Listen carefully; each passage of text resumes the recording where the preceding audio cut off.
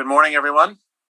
I'd like to call this session of the Board of Revision to order and acknowledge that we are in Treaty 1 territory, the home and traditional lands of the Anishinaabe, Ojibwe, Innu, Cree, and Dakota peoples, and in the national homeland of the Red River Métis. Our drinking water comes from Shoal Lake 40 First Nation in Treaty 3 territory. Today, I am chairing, replacing the original chair, Marla Billinghurst, substituting for her. Along with me today on the panel are Jerry Arnall and Robert Hutchings. The secretary today is Jason Robertson, and the assessor is Jennifer Martins. To the Zoom participants of the hearing, please note you're placed in the waiting room until your property is called upon. When it is your turn, you will be admitted into the meeting. Kindly follow along on the City of Winnipeg's Board of Revision YouTube channel for the hearing process. Once the host admits you into the hearing, please close or mute your YouTube player. You will then be permitted to speak with respect to your property. Once your hearing has concluded, you can leave the meeting. We will be hearing applications for revision of the assessment roll in accordance with the Municipal Assessment Act. The matters for which revision is requested have been described in each application, and we will limit discussion to those matters. The statements that are made at this hearing are sworn testimony, and anyone speaking to the matters must be sworn in. Be advised that comparisons of assessments of properties are not considered evidence of market value by the Board of Revision. The Board of Revision is appointed annually by Council and is independent of it and the City Administration. It makes its decisions on the basis of the evidence provided at this hearing and issues a written order that will be mailed to all parties as soon as possible. Please note that the Board's decisions with respect to an application may be appealed to the Manitoba Municipal Board if the matter pertains to assessed value or classification, or to the Court of King's Bench if the matter pertains to the application of exemptions from taxation. Should you wish to appeal, information on how to do so will be included with the Board's order. With respect to the hearing process, I will confirm the points of appeal with your property to be addressed with each applicant following the swearing in. We will then have the assessor's testimony followed by questions that the applicant may have, and then the applicant's testimony followed by questions. Each side will have an opportunity to summarize if they wish. Once all of the evidence about an application has been brought forward, the applicant may leave. The process will repeat for each item on the docket today. The session will close after all the applications have been heard, and the Board will deliberate in private and make its decisions. You will receive the Board's decision by registered mail as soon as possible. As information, all public hearings are live streamed, recorded, and will be part of the public record. We have 8 items on the docket today.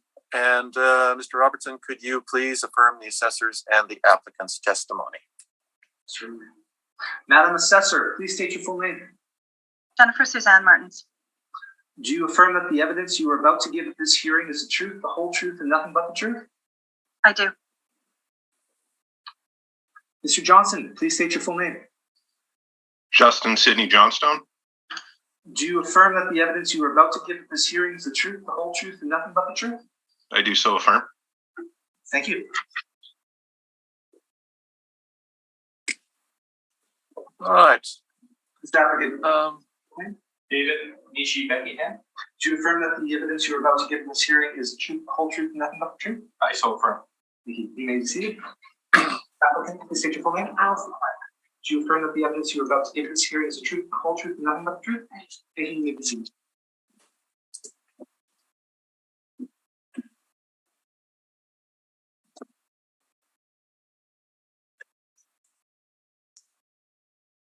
Mr. Chairman, when you're ready. Yes, just making sure I've got the documentation up here. All right, Ms. Martins, when you are ready, could you proceed? Thank you. This is for file number 223776, 580 Sterling Line Parkway, roll number 1000676790.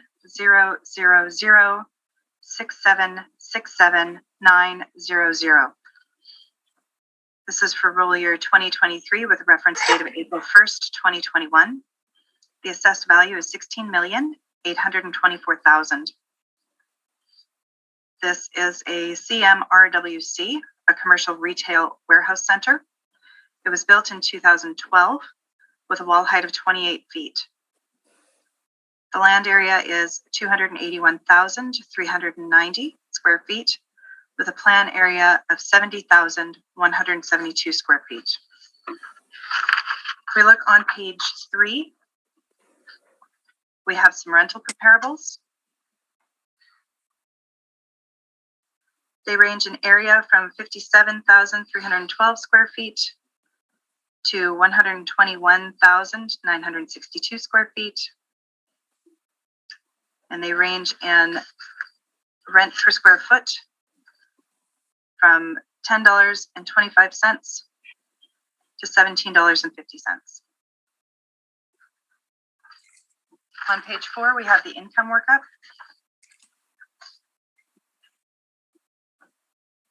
We have the 70,172 square feet at $16.50 per square foot, giving us a potential rent of $1,157,838. We have a 4% vacancy loss, 3% for expenses, and $6.50 for shortfall. That gives us a net operating income of $1,059,933. We've applied a cap rate of 6.3%, giving us the $16,824,000.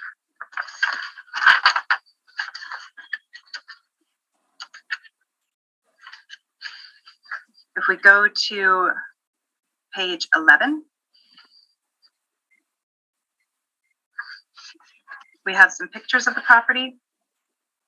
This is the Cabela's. We can see that it's got some nice ornamentation on the front and within the store.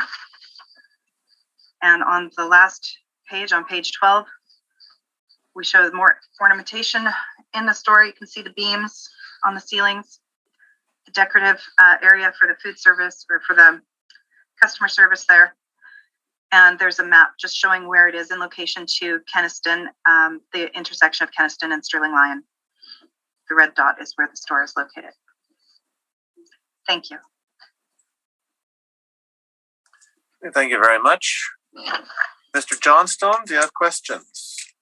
Yes, sir. Thank you. How did the assessor arrive at the rent per square foot? It was model driven.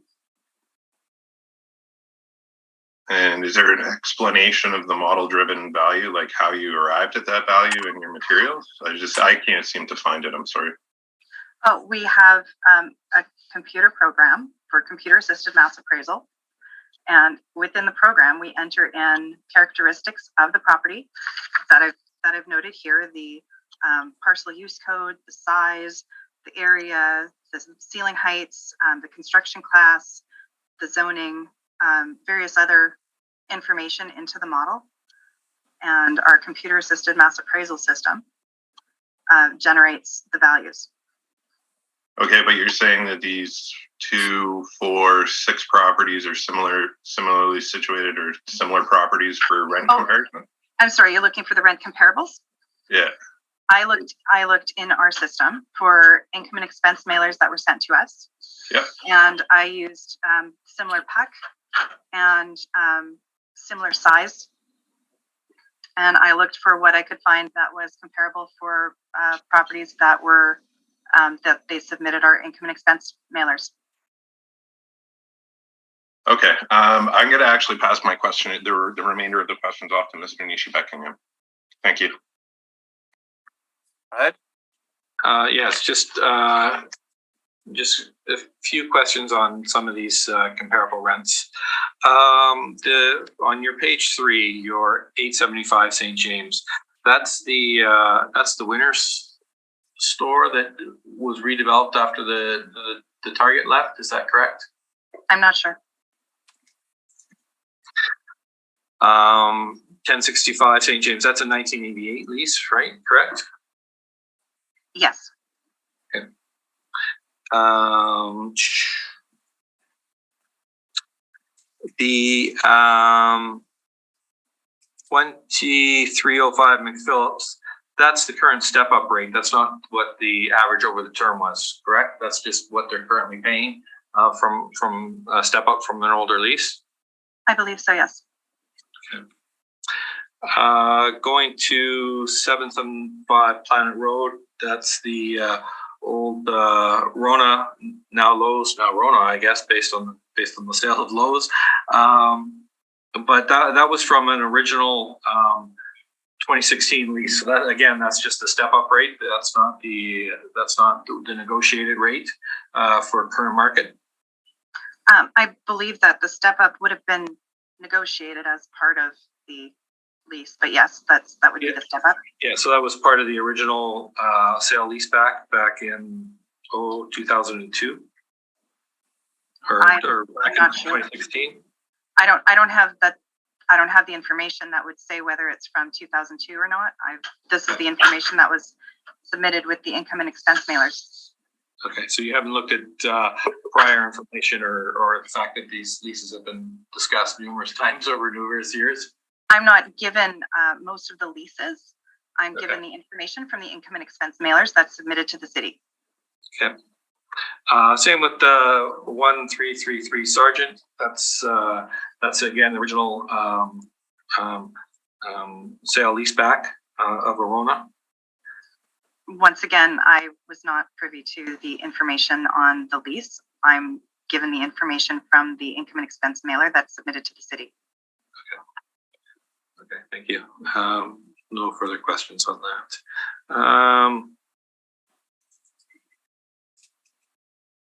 So from your lease information you have here, there's only one that's around the $16 mark information you have here, and that's the 750 St. James at $17.50. Is that correct? Yes. Yeah, the rest are much lower. And the rest are different in appearance, and the buildings are older, so I would say that they're inferior. Okay, so the 875 St. James isn't much older, is that correct? Correct. 875 St. James is not much older. Thank you. No further questions on the income statement there. I'll send it back to my friend, Mr. Johnson. I actually do not have any further questions pertaining to this matter. Thank you. In that case, Mr. Hutchings, do you have questions? Yes, thank you, Mr. Chair. Good morning, Ms. Martins. Excuse me. I'm looking on page 3 of your brief, and I'm looking at the, I'll call it the boxed chart. And you said those were from income and expense statements. Were they from 2021, or what year were they from? These ones were, they were submitted for the 2021 submission. Okay. All right. That is my only question. Thank you, Mr. Chair. Mr. Arnold, questions? Yeah, I was just curious, 750 St. James Street. What is that? Do we know?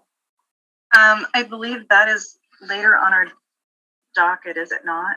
Oh, no, sorry, that's 720 St. James Street. I'm not sure. Okay. Okay, that's the only question I had. Okay. I'm on the same page. What is the difference between the first 4 rows of information and then the boxed row or boxed table? It's just additional information. It was a different, I was looking it up differently, and when I was looking up the first ones, it's just additional. It's the same year of submission. It's just a secondary, more information. Okay, so I shouldn't be confused by layout. It's actually just the very same type of information. Yeah. Okay.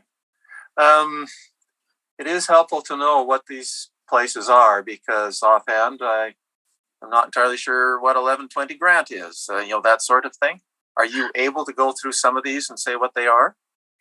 No, sorry, with our workload, I don't have the luxury of time to go and research the additional information other than what is in our computer program. All right. The square footage, the variation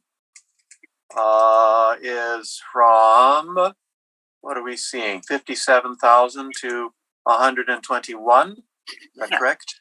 Yeah. Sorry, but I'm not on the page where the subject property square footage is. What is that? 70,172. 70,000. Okay.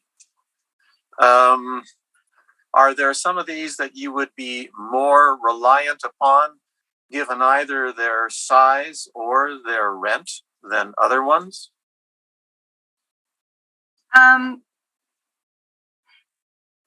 Not really. It's not something that I rely on. It's just taking a look at what else is in the market. I would rely more on this property on its own merit. This property is also, if you're looking at the different types of stores, whether you're looking at Winners or Canadian Tires or Walmart's, if you're walking into those stores as compared to when you're walking in Cabela's, there's not much in Winnipeg that compares to walking in and seeing a big, beautiful fireplace and having the nice carpeting throughout the shopping areas.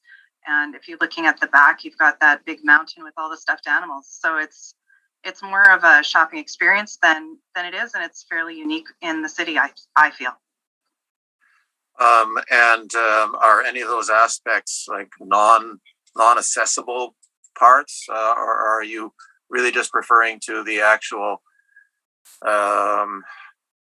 fit and finish that is accessible? We aren't considering any of that in the income of the property.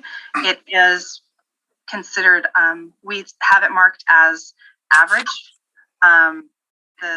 The factors that are influencing the rental rate is that it's age, ceiling height, area, all of those things. So those aren't really things that we factor into our rent in our model because we don't have comparables. And so if you looked to the market, like who might be purchasing this or who would have on the reference date, you're looking at other big box uses, whether it is a Walmart or Best Buy or something like that. Is that what the assumption is? Yes. So it's you would regard this essentially as a big box, as a retail warehouse. Yeah. All right. Okay, those are all my questions. Who will be presenting evidence then for the applicant? Good afternoon or morning, Mr. Chair. Sorry. Johnstone? Mr. Nishi Beckingham and Ms. Allison Clark are going to be presenting evidence. But if it would help the board, I do have some of the properties, what they are, like the 750 St. James is a Canadian Tire. 1120 Grant Street is, I'm not 100% sure which portion of the shopping center they are using, but it is a shopping center. 875 St. James is, it looks like another, I don't want to say power center, but it kind of looks like a power center with a Winners and a HomeSense. So I'm assuming they're probably utilizing that. 1065 St. James Street is the Brick. 2305 McPhillips is the Garden City Shopping Center. I'm going to assume that they're utilizing the Winners as the rent, or I'm unsure, to be honest with you. 775 Panet Road is a Lowe's. 1636 Kensington is a power center or a smart center. I'm going to assume that they're utilizing the Rona that's located in that space. But those are the ones that I have offhand. 750 James. The other ones I'm not 100% sure. All right. Can I turn then to Mr. Nishi Beckingham? Absolutely. Thank you, sir. Thank you. So I will go through my brief, and I'll go through our quick rebuttal document as well. I'll have Allison discuss the cost approach that we did for the property as well. Yes, if you don't mind, let's go through the document first and see what questions there are about that specifically, and then we can deal with the rebuttal. Okay. Okay. Yeah. So and all the cases here this morning are large format retail stores, the Cabela's, Canadian Tire, and Walmart stores. The problem with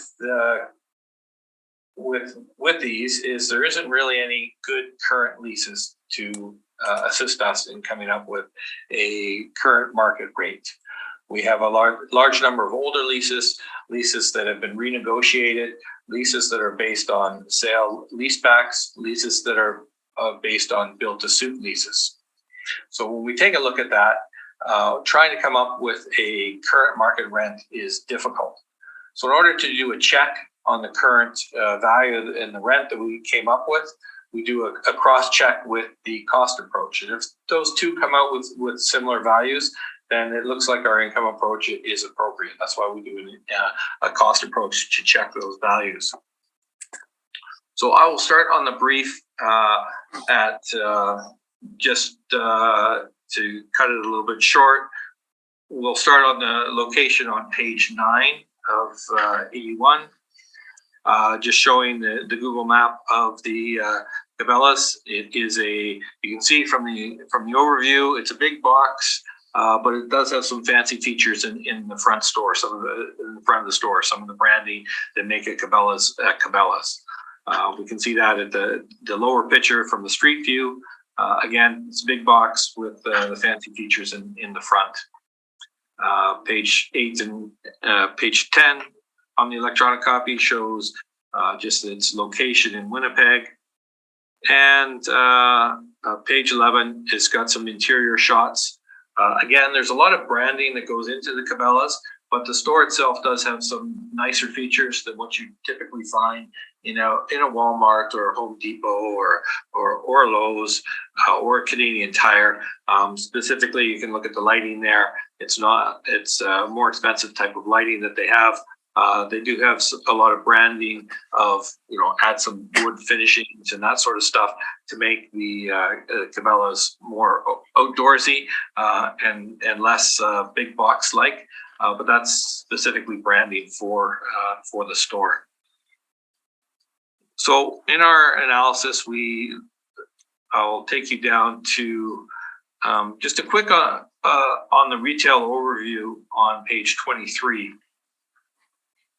And what we've seen in the market, and I'll talk about this a little bit later as well, is that there is a oversupply of large format stores within the Winnipeg market. And we can see this by happening when Zellers moved out and Target moved in. There was a bunch of Zeller stores that were left vacant. When Target moved out, then there was a bunch of Target stores that were left vacant. And then when Sears moved out, there was a bunch of Sears stores which were left vacant, or a lot were redeveloped into smaller stores. So there's a big tendency to move into smaller store sizes than these large format stores. This one is sort of on the cusp. You're talking probably 50, 60,000 square feet is sort of there's a larger market for, even though some of those stores are getting cut down into smaller stores. So we will just go down. We did, so we started off approach 1. We took a look at the cost approach, and I'll just have Allison walk through our cost approach that we did and how we valued it on Marshall and Swift. Yeah, absolutely. Good morning, everyone. Sorry, could you just pause for a second there and give me your name, because I didn't catch it earlier.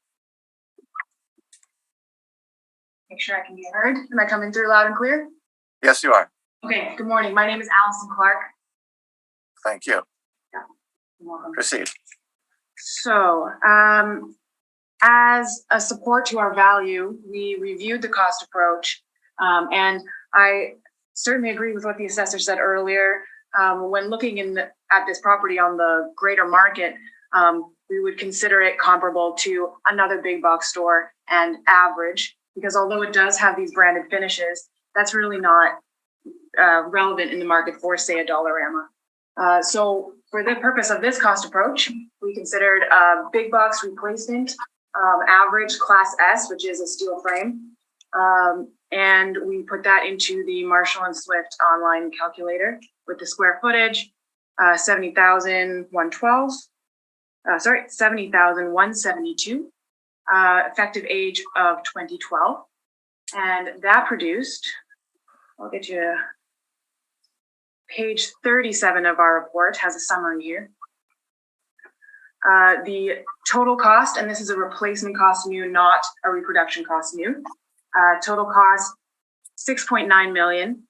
From that, we remove the depreciation, and we also remove GST. And am I seeing this in a table someplace? Sorry to interrupt. No problem. Yeah, sorry. Page 37 of our. There we are. Okay. Yeah. Got it. Right. So right at the bottom there, you've got 98.43 per square foot for a total of 6.9 million. That's the replacement cost before depreciation, as an estimate, of course. Here we go. As we scroll through, we see the removal of the GST. We also have a check of reasonableness against other buildings, but what I'll do is take you all the way down now to page 45. And we can see the breakdown.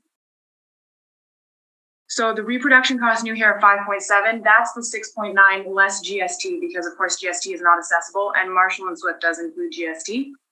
And then we take off the typical life depreciation, again calculated through Marshall and Swift, and we have the current value of the building, 4.7.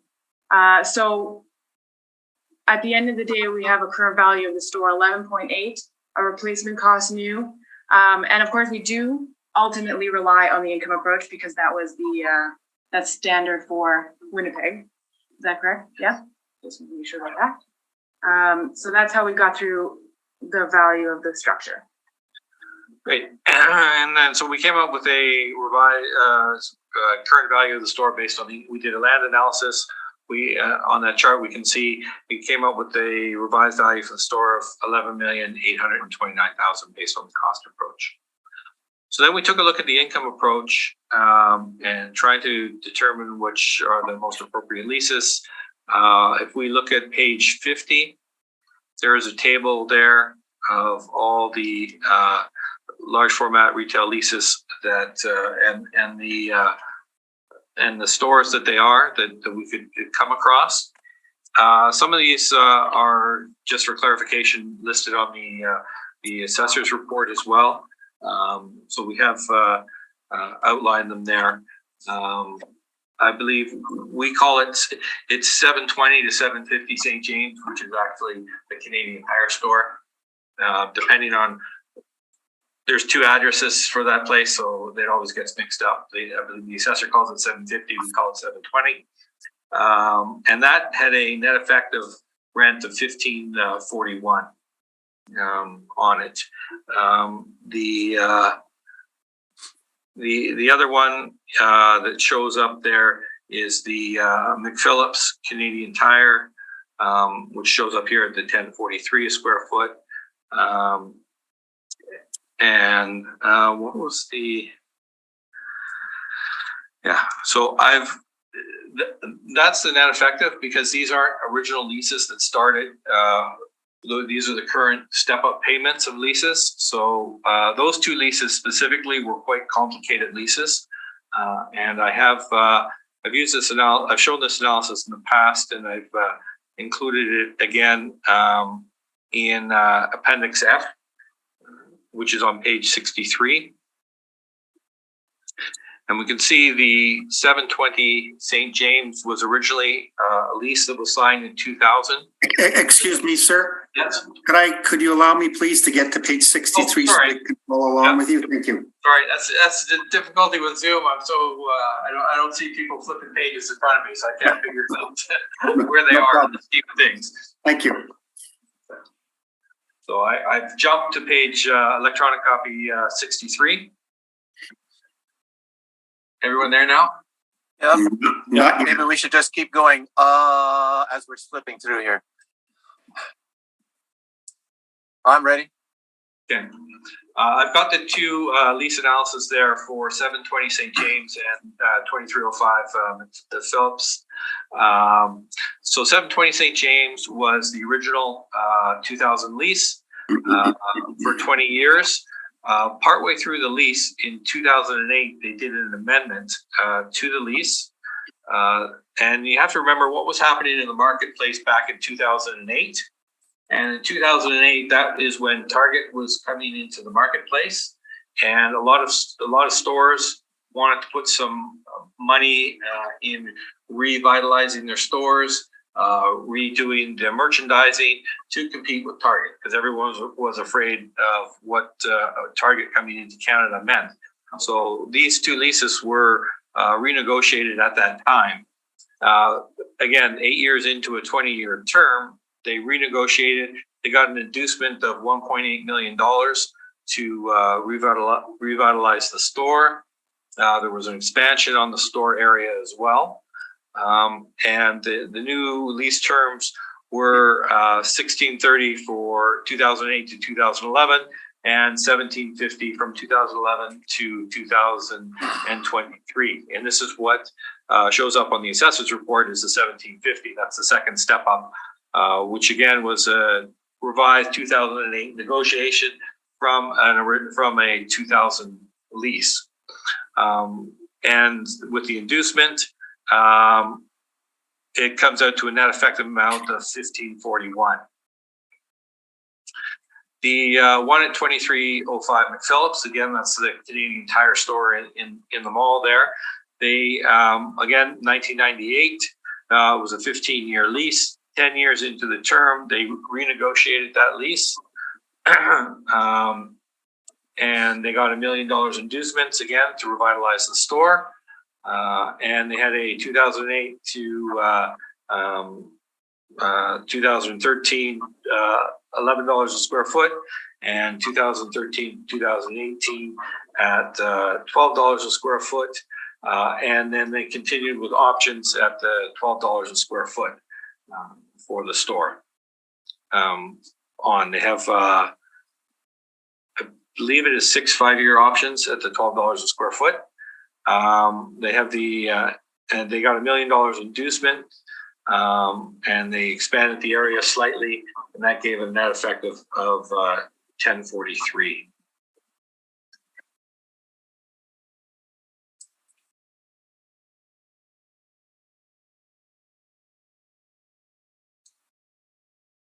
We're going to just jump back. Oh, I got it too big on my screen so I can't see it. So just going to jump back to page 50. All right. I'll give everyone a minute to get there this time.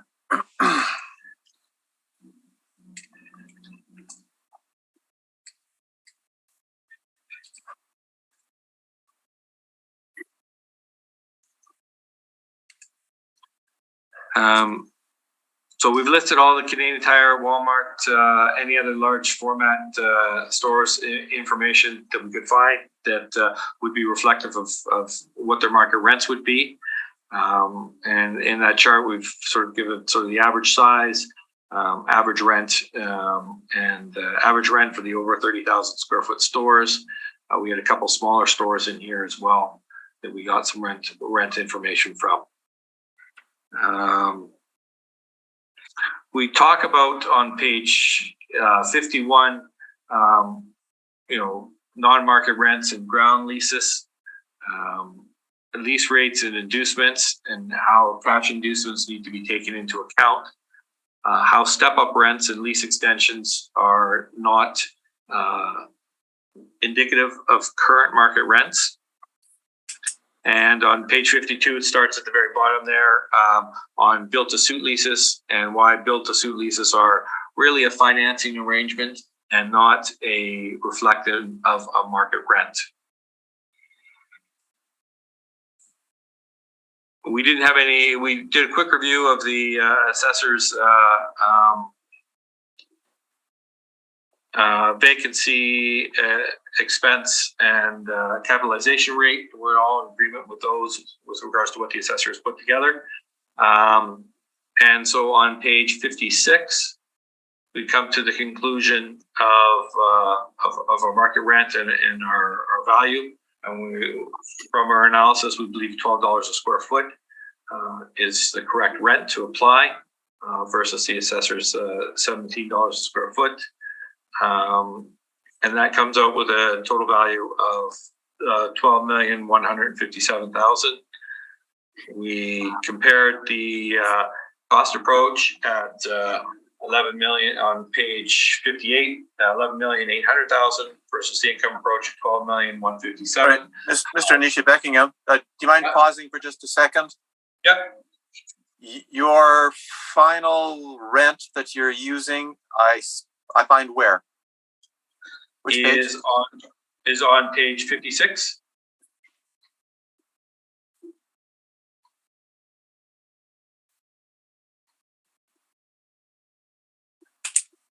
$12. Yes. Okay. That's our calculation of value. Okay. Thank you. We've compared the two, the cost approach and the income approach, coming in very similar values. We believe that the income approach is appropriate here, and it's backed up by the cost approach at the $12,157,000.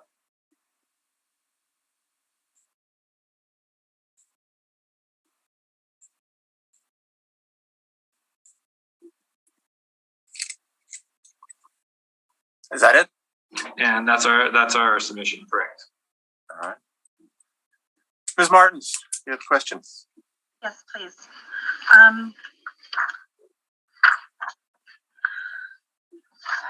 First, if we go to, sorry, flipping around in the quite a bit. If we go to page 63 and take a look again at the net effective rent calculation for 720 St. James and 2305 McPhillips Street. Okay, I'm on that page. So we have a few municipal board decisions that are in regards to counting inducements as market and whether or not that's market. And in Manitoba, we don't include inducements when we are calculating the market values. So if we're looking at those and the inducements are not calculated in to reduce the rent unnaturally, what are the rent per square foot that we are actually looking at here? Okay, first of all, there's two types of inducements. There's cash inducements, and there's inducements for building and structures. If this was a building and structure improvement, you probably wouldn't take that into account because that's building out, accessible area and building. Cash inducements are cash, and the store can do what they want with them. So I give you $1 million cash. It needs to be accounted for somehow. And if you don't, and because landlords aren't that generous, they don't like to give $1 million of cash to people. They do need to get that money back. And so they would, expect to get that back through the rent. So if you look at my thing, the yearly rent, I've got an amount of it works out to $1.85 a square foot for the cash inducements at 720 St. James. Excuse me, what did it come to? $1.85. Thank you.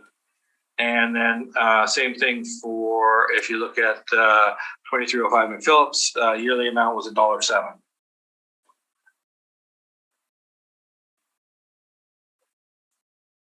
So effectively, we could add that to the net rent so that we could come up with a rent that is not including inducements. That would be a rent that's not including inducements. But then the question becomes: is this indicative of a freely transaction? And there are two questions that would come to mind: is this a reflection of market rents, and is this and of what time frame is this a reflection of market rents?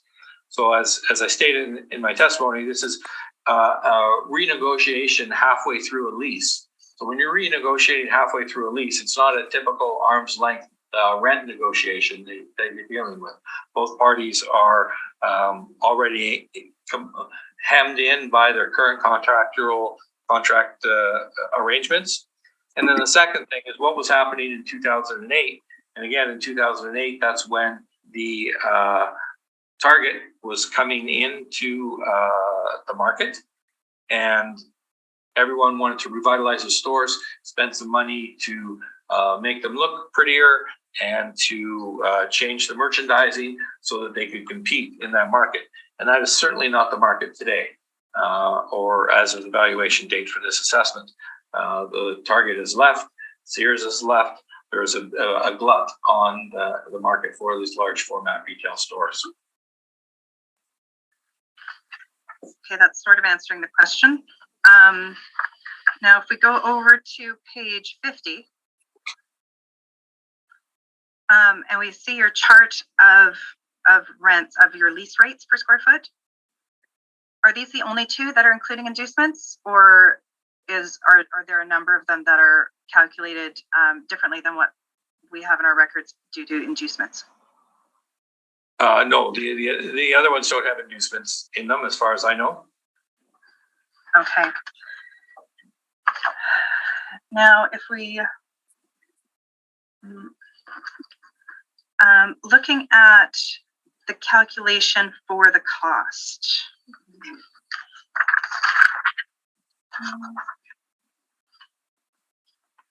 Now, in the cost calculation, the HVAC, it says heating. Which page are you on? Sorry, on page 61.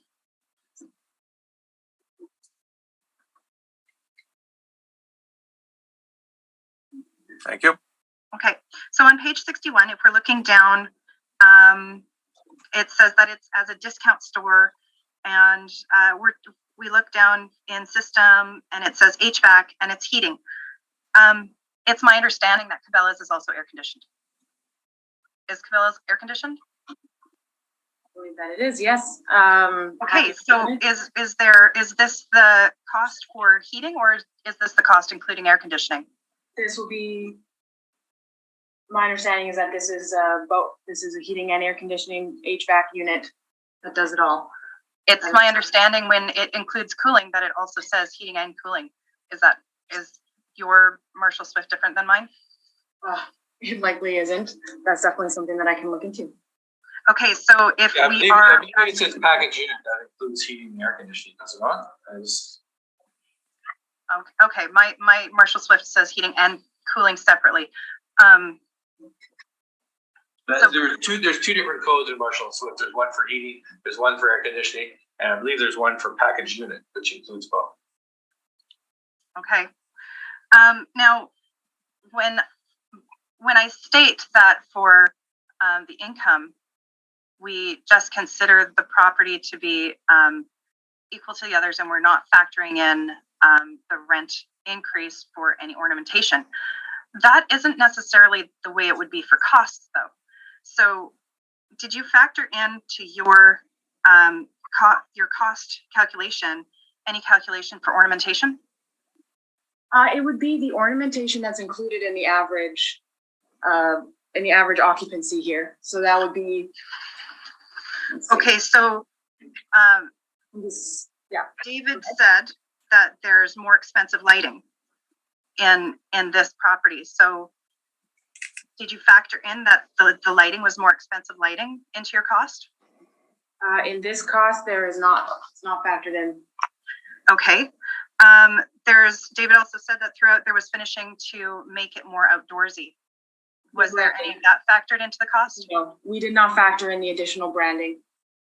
Okay, so there's nothing additional for any additional ornamentation, any fancy work, any of the fireworks, the fireplace, the additional beams, the additional ornamentation that goes around the various counters and things that they have. No, that's the correct. fancy doorways, none of that. Yeah, I believe that's branding for Cabela's specifically. Right, this isn't a reproduction costume, we've done a replacement costume. So what would be typical in the market for a large format retailer is not to have a fireplace in the middle of the store.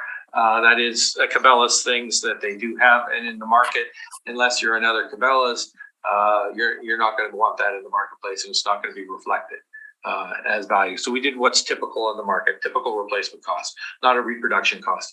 If we did a reproduction cost, we would have had to factor in some sort of functional obsolescence. So we just went with the typical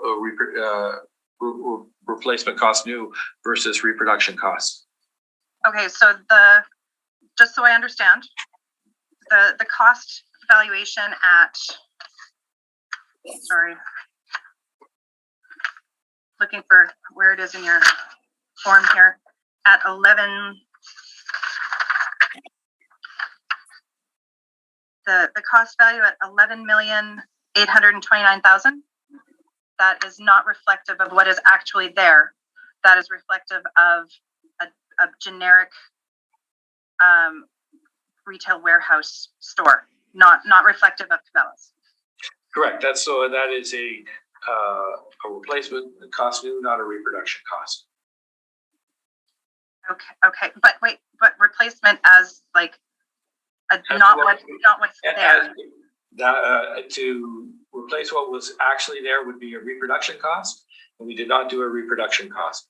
Because we did, again, as I said, if we did a reproduction cost new, there would be some sort of functional obsolescence that would be required, because there's lots of things that are Cabela specific that are there that wouldn't be reflected in the market. So Marshall & Swift takes a typical replacement cost new, and that's what we have done. Okay, thank you. Those are all your questions? Yes, it is. Thank you. Mr. Hutchings, questions? Yes, please. Thank you, Mr. Chair. Could I ask the cost expert to go to page 45, please? Okay. And that's your summary of the cost approach to value. And I'm wondering where, first of all, this costing would be specific to Manitoba or Winnipeg? Yes, yeah, absolutely. So Marshall & Swift, what we do is we input the postal code and also the address, and then it automatically applies cost multipliers and local multipliers to be relevant to the area. Okay, thank you. My only question is the land rate. Of course, yeah. So we've got 6.5 acres. The Marshall & Swift is saying that on this site location off of Sterling Line, the land is worth $1 million an acre. Would that be accurate? That's not, but thank you for pointing that out. So the land estimate is an estimate that we produced. So what we did was we pulled vacant land sales in the city, and we had very limited results. So we did then go for equity's sake into assessments of comparable properties. So you can see that page 43. And this, of course, is not the first step that we would take. Market sales are always the most ideal. But due to lack of market sales, which are listed there on 42, none of them really the same size, none of them the same zoning, we then turned to equity. So we have a list there of assessments of comparable properties, which created an equitable market range or an equitable range. And that's how we produced the estimate of $1 million per acre to apply to the Marshall & Swift. So again, okay. Yeah, go ahead. Just for clarification, on page 42, your market sales indicated an average rate of about $500,000 an acre. They did, yeah. Yes. But due to the lack of perfectly comparable sales, we took that and we thought we'd go one step further. Okay. My next question is on page 43, the table you just referred to. The headings, you're using assessed value of property? In this table, yes, that's true. That's the City of Winnipeg assessment value Yes, it is. you're using for your calculation. Yes. In this table, yes, to show a correlation. This table specifically shows a correlation between size and price per acre, which is to say economies of scale. Okay. So, yeah. Well, that's fine. Thank you. And then on page 42, that's your market comparables. Yes. Would the subject property be superior or inferior? Is that why you bumped it up to $1 million an acre? Generally, I believe that it would be superior. We have a lot of M2, M3. This is industrial zoning, whereas the subject property, of course, is on a commercial property. Also, the sizes are quite a bit different, and economies of scale do play in. So there would be a lot of pushing and pulling to try to get these sales to match the subject property. So, yeah, subject property is larger than the majority of them. Okay, thank you. Oh, no problem. My next question is the applicant has presented two approaches to value, the cost approach and the income approach. Which approach are you relying on for the board to consider for revising the assessment? We're relying on the income approach. The cost approach was done as a backup check to our income approach to make sure, as a test of reasonableness, are we within a range? Okay, thank you. Then I'm going to go to page 56 of your income workup.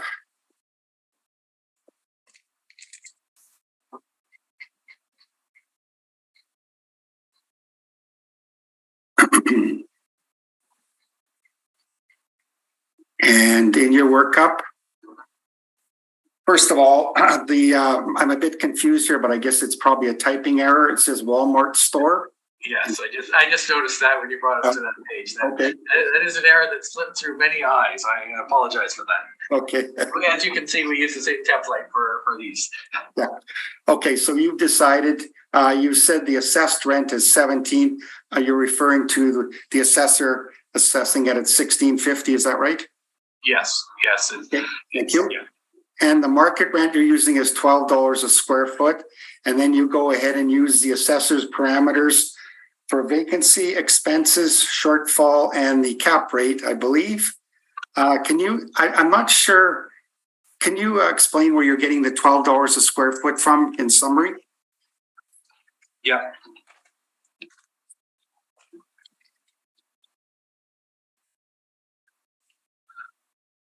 We looked at the chart on figure 6. Would this be page 50? On page 50, yes. Okay. And we looked at this as being a slightly better quality than typical Walmart Canadian Tire stores. It is slightly smaller than your typical 100,000 square foot large format store. And so we did those adjustments and gave it the $12 rent. Okay, so are you using that average rent? Is that where you're coming from? Or are you using specific properties to come up that are similar in characteristics? We sort of looked at the whole situation. There was many things to look at with this one, which made it difficult. We did look at the overall average. We looked at the average greater than 30,000 square feet. And then we tried to compare it to newer stores or nicer location stores. Those ones are generating the higher rents as well. And that's how we came up with $12. Okay, and of those that you chose, were they freestanding as the subject property? Yes. Okay. All right. That is all my questions, Mr. Chair. Thank you. Mr. Arnold, questions? Yeah, just one, basically the $12 you're using on that page 50, I think it's 3. for your square foot. That's after your induced rate, right? Your inducement rates. Is that how you got to $12? We looked at the overall rates for all the stores. So the typical 2 stores that included inducements was the Canadian Tire at I've called it $15.41 here, and the let me see, it's on this chart here somewhere. Yeah, just above it at 2305 McPhillips at 1043. So those 2 would have been slightly higher overall rates if you take out the inducements. But there's, it's but 2. You're using that criteria to get to the $12, yes, correct? Yes, I did use those 2 these rates to determine the $12. That is correct. Okay. And the replacement reproduction costs aren't coming into play here, right? You're just using income. That was just for your own. Well, no, we use that as a check. If your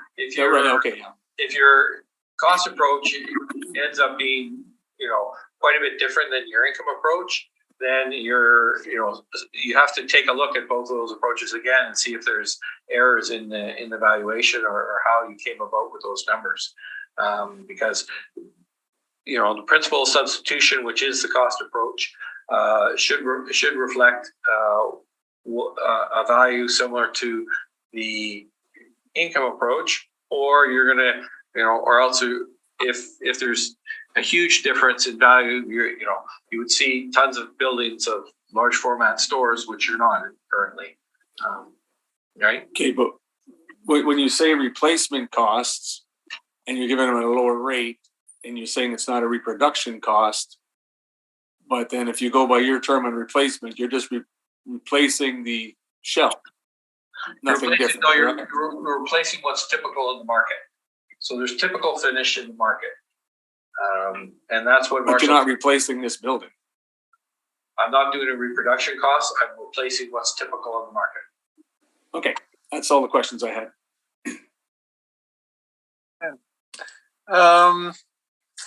Also looking at the rents early on, Mr. Nishi-Beckingham, you were talking about the market. There aren't many current rents.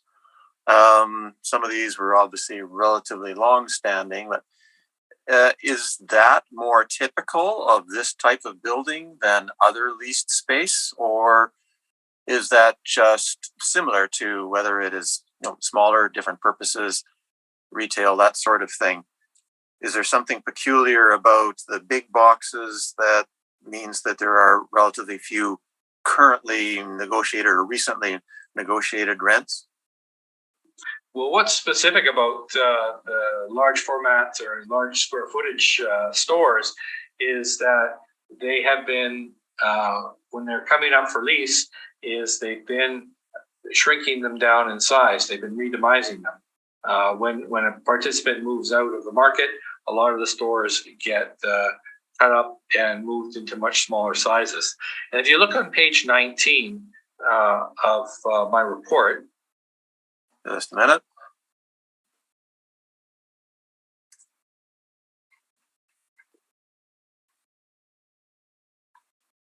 Yes.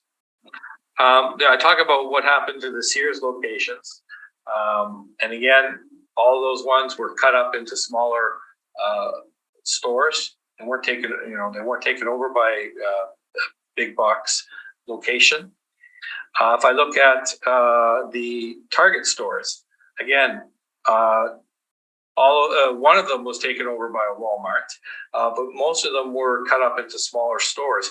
Even if we look at 1080 Grant, the Canadian Tire which is a large format retailer, didn't take up the full 116,000 square feet. They took up a smaller portion of it and cut it into a smaller store with a Good Life Fitness there. So a lot of these large format retailers, as we see in the market, aren't taking up the full space. So we seem to have a glut in the market of these large format stores. How many are vacant currently? Well, they're not vacant by the fact that they've been redeveloped. What do you mean by glut then? Well, if there was a market for the 123,000, use the example, if there was a market for the targeted Polo Park Shopping Center there, another large format retailer would have taken it over. That would have been the easiest way to do it. You had a building there. You didn't have to spend 2 years redeveloping the store, the risk of trying to find some new tenants and redevelop it into, here they even changed the use, a call center and a Winners Home Sense. So it was a mixed use change. Look at the Kildonan Place Shopping Center. Again, got rid of one of the large anchors and divided that up into multiple Winners and multiple smaller stores. So if there was a market for these large format stores, there would have been a large format taking over that store. Have any larger format? By that, I would say over 50,000 square feet. Has anything been built in the period of time, say 2 years prior to the reference date? I think the assessor had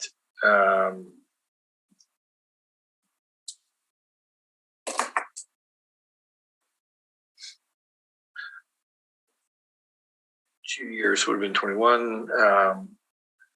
The example, I guess, would be trying to think of the time frame, but the Kildonan Place, again, I think the Winners is probably 50,000 square feet, but they took a 123,000 square foot store and carved it up into a 50,000 square foot store with a bunch of CRUs, smaller stores. Of the rents that you've used, those properties, how many of them would be rents that are older than, say, 7 years or so, and did not include step-ups, like they are fairly, if I could call it this, fairly stale rents? Is that what you're finding, or yes, not? That's what we're finding. That's the problem.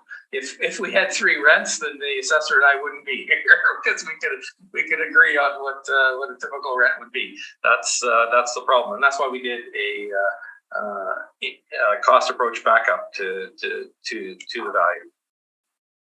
All right. Thank you very much. That's all my questions. So that concludes the first item on our agenda. I believe we were going to also talk about the rebuttal document. I'm sorry. Yes, I am skipping over that there was a rebuttal. You're quite correct. Do we have 1 or 2 rebuttals? Let me go back to... Not sure if the assessor went through the first documents in her questioning or not. There is rebuttal for both parties. I see 2 rebuttals. Yes. Thank you for correcting me.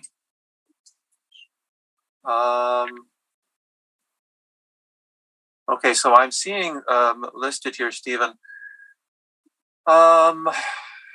Assessor. Oh, one is a Word document and one is what's the other format? PDF. It's a PDF. Okay, so that's the same rebuttal. No, I believe the Word was from the assessor and the PDF is from ourselves. Oh, I see. Okay, but they're both listed as assessor, so that's the one above it. There's one on top of the assessor. Yeah, items 001 through 8, applicant rebuttal. Okay, that's one. But then I'm seeing cost rebuttal, and that then is the agent's rebuttal, but done in 2 different formats. Is that correct? Yeah, I've just deleted the Word format for you. Makes it less confusing. Okay. So then let's deal with the assessor's rebuttal first, please. Sorry, that's not opening. Okay, thank you. Just a second, it's not opening for me. That's why they sent it again in PDF. Try the PDF. And that is opening. Perfect. All right. When you're ready. If we could go to page 11.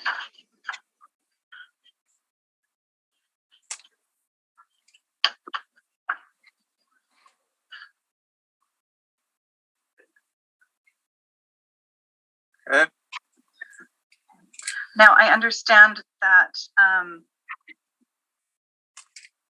in the system here, that in the submission, that it's just a reproduction of a basic building, but that is not currently what is there. So I just wanted to take a quick look at the wall ornamentation section in the second column, simply because if we're looking at assessing a property as it is, it's not fair to assess it as a Canadian Tire or as a Walmart. And just taking a quick look at the various expenses or costs that are associated with some of the fancy work that is in there, because if we are using the cost approach to justify the income approach, we should actually be looking at what is there and not assessing it as a Canadian Tire. Even though it is branding and however it is still there. We've got between ornamental door frames, and even if Cabela's vacated and Canadian Tire moved in, it still has the more expensive lighting, and it still has other features that are would add to the cost value of the property. They've got fancy doors, and they've got ornamental doorways partway down. It's in alphabetical order. So if you look at ornamental doorways, there's various costs for ornamental doorways that should be added onto the valuation of it. We've got the fancy stone, the fancy fireplace, and all of that. I just wanted to show that there are costs that should be added additionally to this, because while it is a commercial warehouse and could be used by any other store that's there, if we're looking at the cost value, we should be looking at costing what is there. That was everything I had. Thank you. Mr. Anishi Beckingham, do you have questions about that? Yeah, just wondering, does the Walmart have the fancy ornament brick? Does Walmart have The fancy ornament brick and fireplace? Big timbers in front of? Yeah. I haven't seen a Walmart in Winnipeg that has big wooden timbers and that has the fancy beaming throughout the store. And I'm not sure if Walmart has a lot of carpeting throughout the store, or if it has the fancy expensive lighting that you said. So I'm thinking that while the Cabela's in income, we're comparing it with Walmart's, etc. If you're trying to justify the reduction in the rental rate based on it just being the same as those, and you're using the cost to justify that, perhaps we should look at what the cost actually is, instead of just comparing it completely to a vacant, to a Target, Walmart, Canadian Tire. Because when you go in there, you said it yourself, there's lots of branding, there's lots of things that make it look like an outdoorsy experience. And I haven't gone into a Walmart and thought, ooh, this is a lovely outdoorsy experience. Except their outdoor garden shop. That's outdoorsy. So I guess I'm just trying to get at, there's reproduction costs, which would be reproducing exactly what is there, correct? Yes. Yeah. And there is replacement cost new. Yes. Correct? Yes. Replacement cost new is what would be typical in the market, correct? Not what is site specific to, in this case, Cabela's, which we don't see any other store, any other large format retailers branding very similar to that, correct? Okay, quick question. If Cabela's burns to the ground tomorrow and Cabela's still wants to occupy that space and Cabela's wants that reproduced, then would not Cabela's still want the branding and still want the fancy doorways and still want the outdoorsy experience? So if you were putting Cabela's back in that Cabela's store, The Cabela's would have to do the Cabela's branding, and all of that expense would be included. So, So is that what you're similar to someone who wants gold-plated fixtures in their bathroom? And is that reflected in the marketplace of having gold-plated fixtures?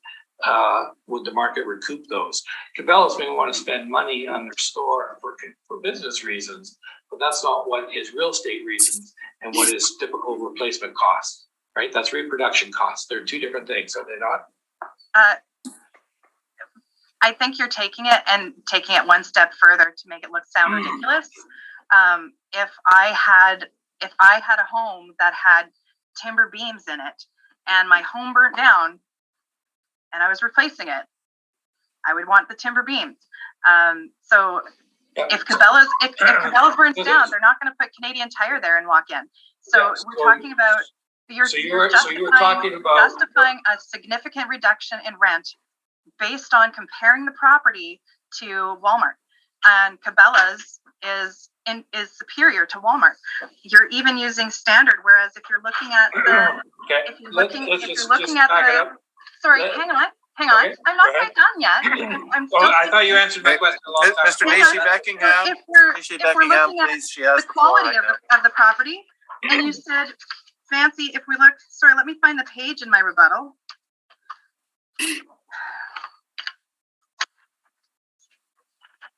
So if we're looking at quality of construction indicators on page 7, you're using average for Cabela's. And if we go above average, but not uncommon in quality materials and workmanship, architects and reputable contractors are retained for this work. So if we look at good quality, ceilings, interior, good drywall, we've got improved looks and things. Let's go for the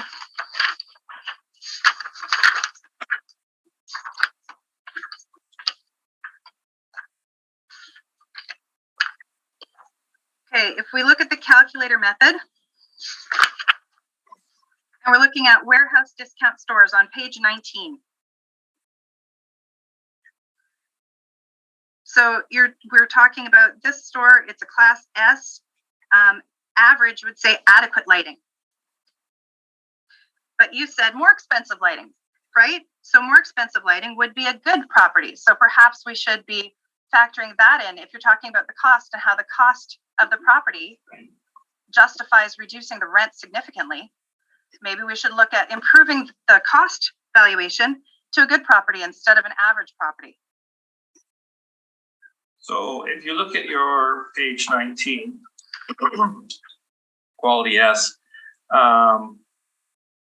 this as shown, this property was costed with a packaged unit, right? Which is higher than what is typical in here. So some of those things have already been taken into account in the costing, correct?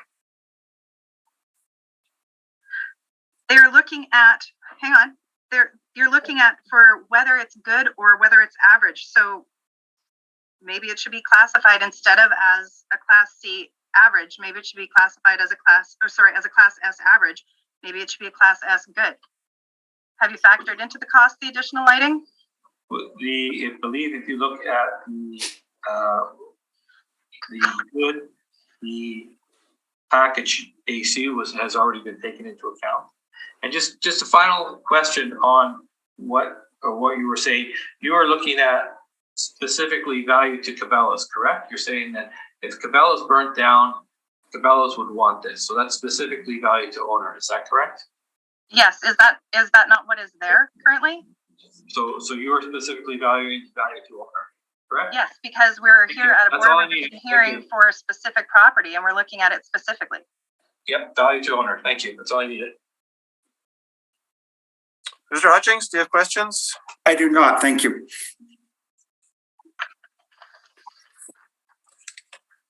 Mr. Arnold? No, I don't. Thanks.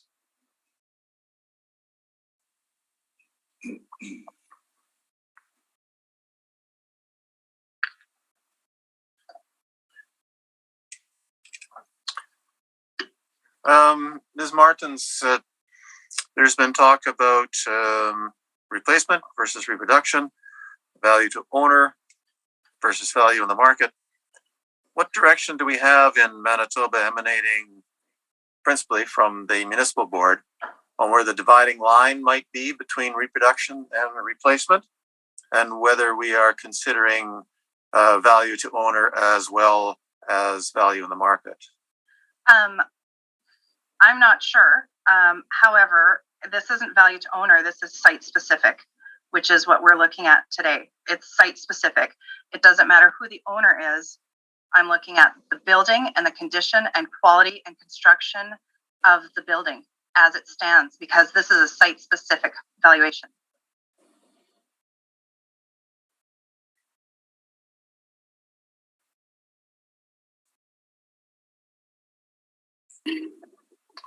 Okay, that is my only question. So then we have the rebuttal from, is it Mr. Nishi-Beckingham? You will be doing that? Yes. Mr. Chair. Yep. May I ask a question? Of the assessor? Of the assessor, yes, sir. Yes. Yes, you may. Sorry. Madam Assessor, do you actually have any evidence to support your assertions of quality or anything like that to present to the board here today in your evidence? I have pictures showing that there is ornamentation. I took the pictures a couple weeks ago. But like, have you completed a cost approach? We have a cost approach. I did not submit an entire cost approach because we do income valuation. Yeah. Okay. I just wanted to see if the assessor produced any evidence before the board to support their position on the cost approach. That is all. I appreciate your answer. Thank you. Sure. Mr. Nishi-Beckingham, your rebuttal? Yes, just a quick 2-page document here. Just a second. Give us a second to find it. Again,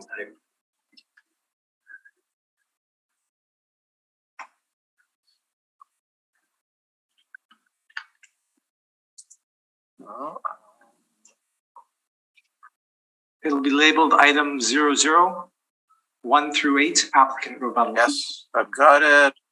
I just have to turn it so I can read it.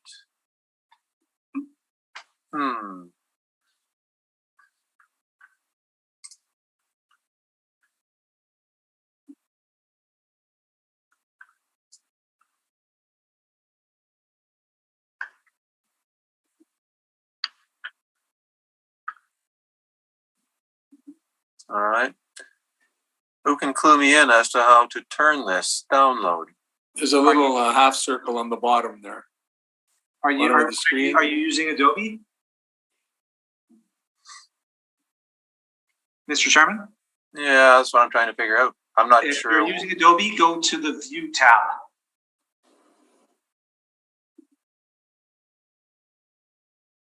Click on, at the very top, there's File, Edit, then View. Click on View and... No, I'm obviously not in Adobe. If you bring your mouse down, the cursor down towards the bottom of the screen, you see like page 1 of 2 and then a little magnifying glass? No. No? No, I guess this is just opened in the browser.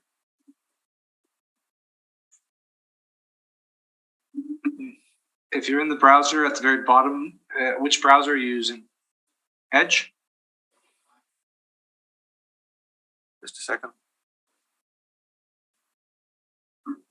No, this is Firefox that it's come up in. Well, just a second. See if I I'm going to be able to work well enough with it. Let's proceed. Mark, if you press the increase and go into preview, then you can rotate it. If you're on Apple. No, I'm not. Okay. Let's carry on. Mr. Nishi-Beckingham? Great, thank you.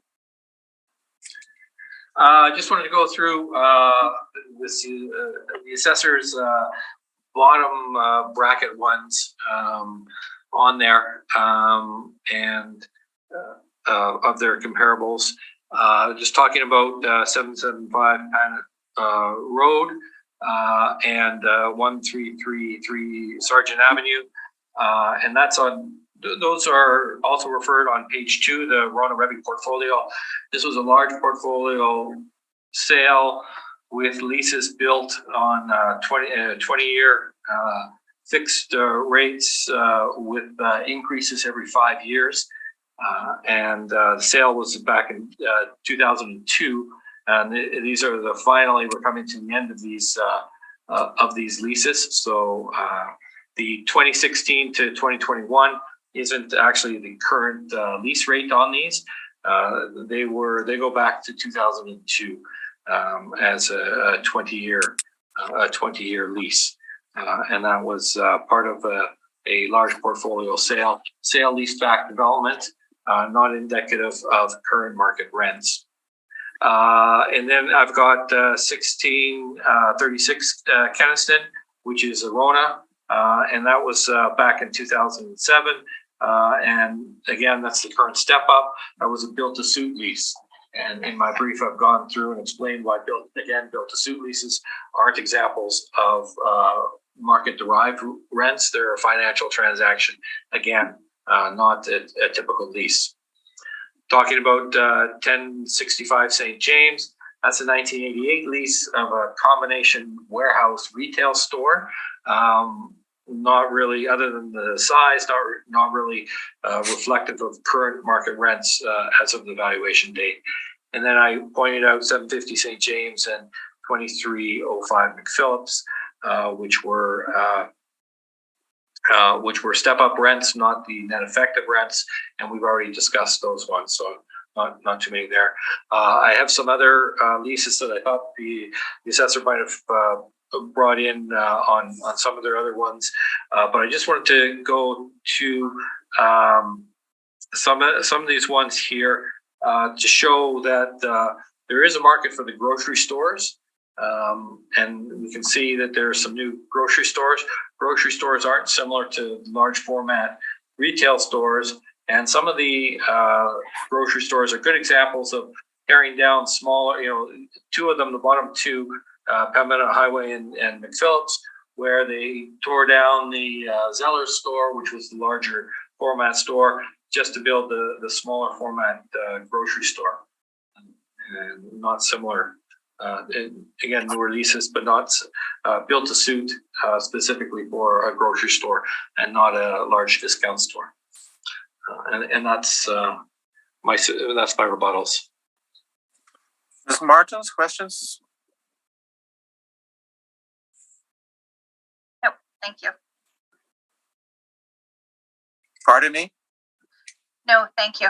Okay. Mr. Hutchings?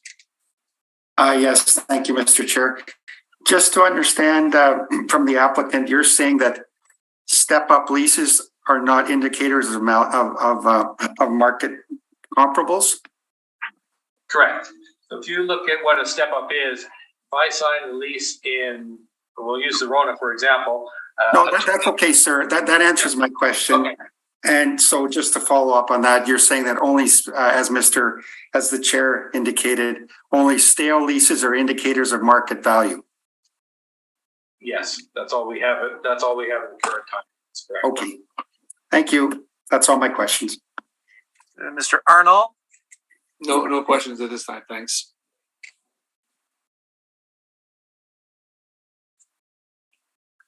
My question would be on the extent to which buildings of this size are constructed as build to suit versus just being a shell and then marketed to anybody who might find that they could move into it.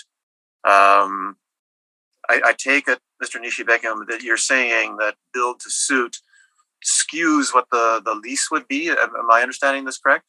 Yeah, it skews it to the higher side because it's specifically designed for that tenant. So they'll put in specific items for their own use that aren't typical in the market, and for their own design, and not what's typical in the market. So if you look, I know everything looks like a box But Walmart has specific things that they need in their store.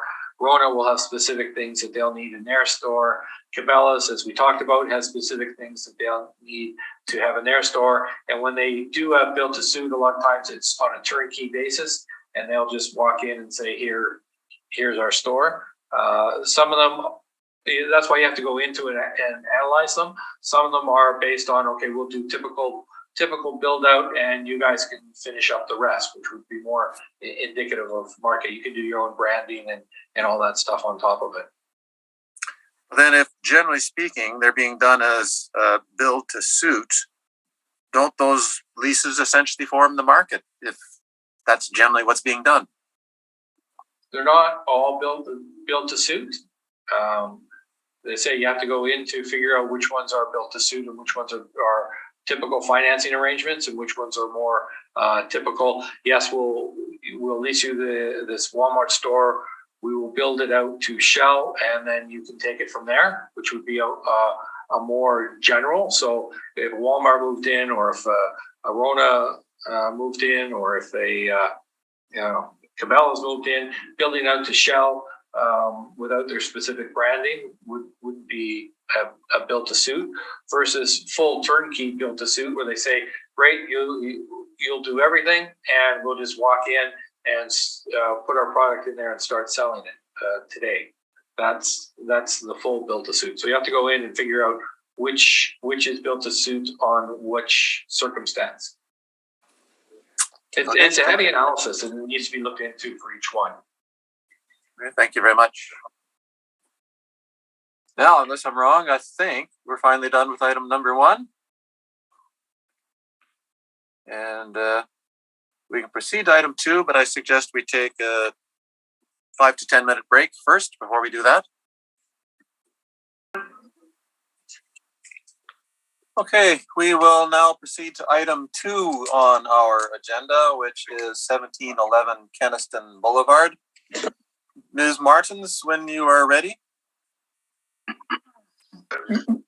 Mr. Chair, just for the sake of speeding things up, from my understanding, majority of the evidence from both the assessor and the appellant is the same. There are some minor differences in size of the properties. There are some that have gas stations. I believe 2 of them have gas stations, the Canadian Tires, which we're not disputing. But for the sake of time, is it possible that we could just apply the argument and discussion that has already occurred in hearing 1 to the next 7 hearings, just for the sake of time for the board, and it really depends on what my friend the assessor has to say about it too. But we're just trying to look at it from a perspective of time for the board and everybody on these hearings. That is typically what we do when it is common information throughout. We leave it to the 2 parties to say that that's what they propose to do. So if you would like to do that from your side, that's wonderful. Ms. Martins, please proceed as you wish, whether it is in full or if there is some abbreviation to it. No, I think for the most part, I'm in agreement with that. All right. Then you could read this in and give us what it is that you would like to be saying as your evidence for this one. Perfect, thank you. This is file number 22-3764, roll number 030625501000. The address is 1711 Kenniston Boulevard. The roll year is 2023, reference date April 1st, 2021. The assessed value is $18,833,000. This is again a commercial retail warehouse center.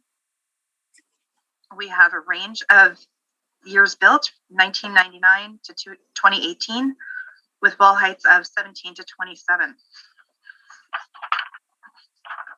On page 3, we have our income workup. Before we look at the income workup, I just want to take a moment to go to the very last page.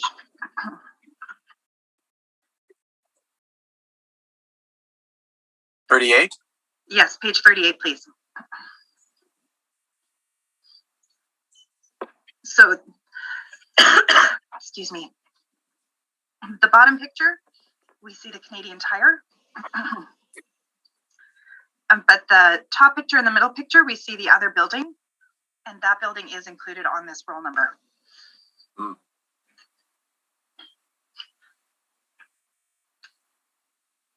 Like the top picture of the three? Yeah, the top picture that's got the Starbucks and Almond Nail, and I'm sorry, I can't remember what the other tenant is. So for my clarification, when we're looking at the bottom of page 37, okay, I guess it's easier to tell from the aerial photo on 37. Yes. That this is a roll entry that has a little bit of a dog leg like this. Yeah. Just for my clarification, this lot is shaped that way. The survey lot, the lot of register, this is what it is, or is this more than one lot that has been combined into a roll entry? I'm not sure if this was done. I'm not sure of the details of how this came to be. If I may clarify, yeah, that is a weird shaped lot, and that's the way it was. Yeah. Okay. That way, yeah.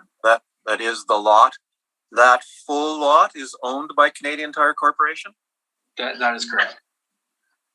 And then they lease out a portion of it to Starbucks, etc.? That is correct. Okay, all right. And we don't have a dispute with the fast food segment listed on page 3 of the assessor's report. I just wanted to clarify that the fast food, that those units aren't within the Canadian Tire, they're in the other building. So if we go back to page 3, please. Okay. We have a variety of rents with a square footage of 105,757 square feet. And we get a potential rent of $1,344,130. We have a 4% vacancy loss, 3% expenses, giving us an NOI of $1,224,156, with a capitalization rate of 6.5%, giving us the $18,833,000.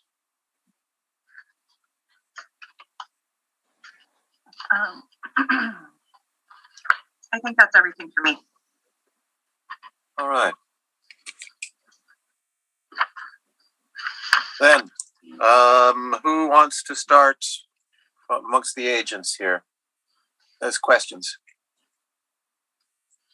I don't Mr. have Johnstone, any questions. I don't have any questions, Mr. All Chair. right. Mr. Nishi-Beckingham? Yeah, no questions. We're just carrying forward the questions and discussions we had to the previous appeal, so that's fine. Okay. Bear with me while I record this.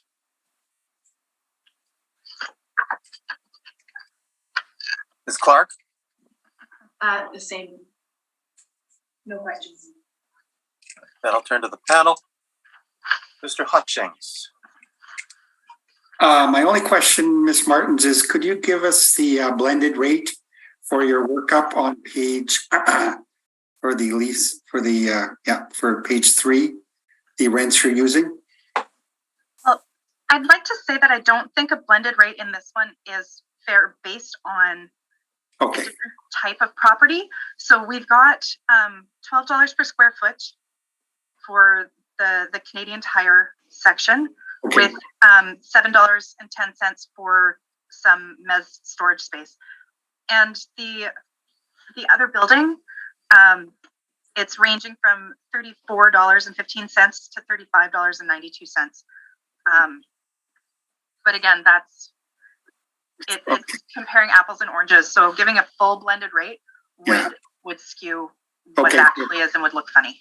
Fair enough, and that's why you submitted the rent comparables for fast foods as opposed to commercial box. Okay, thank you. All my questions. Mr. Arnold, questions?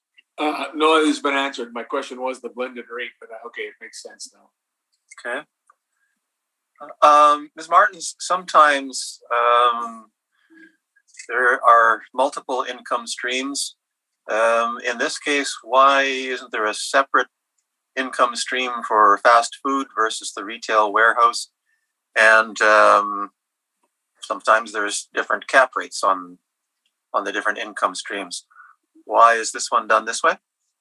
For the most part, when we do have different income streams, it's usually because of something different with the class code. These are all class code 60 and they're all taxable. So there's no reason to put it in a different stream because of a difference in liability to taxation or any of those reasons, or because the percentage of valuation is used differently to calculate. Like if it was a store that was split between commercial and residential, we would have to split it out in order to adequately to properly calculate the taxes. But in this, it's all the same classification and it's all the same liability. So it's in one stream. It's all retail. I see. Standard finish is separated out here. Leasable area 1,080. Can you explain that?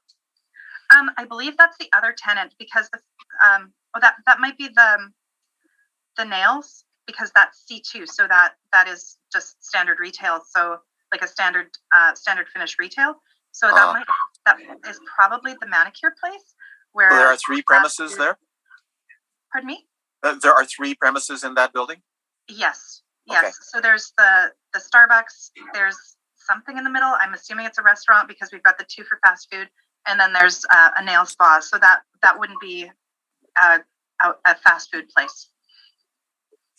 Then obviously the storage mezzanine is in the retail warehouse.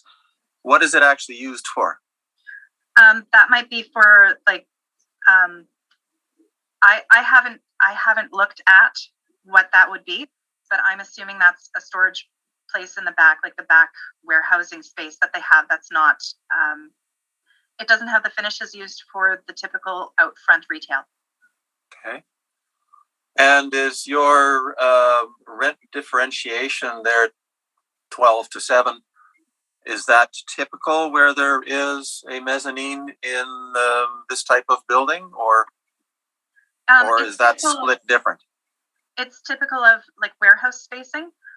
Frequently, if the mezzanine space is significantly different than the regular space, if it's a short mezzanine or if it's mezzanine that only has the mechanicals, then that rent would be significantly different because it's not actually usable for the business.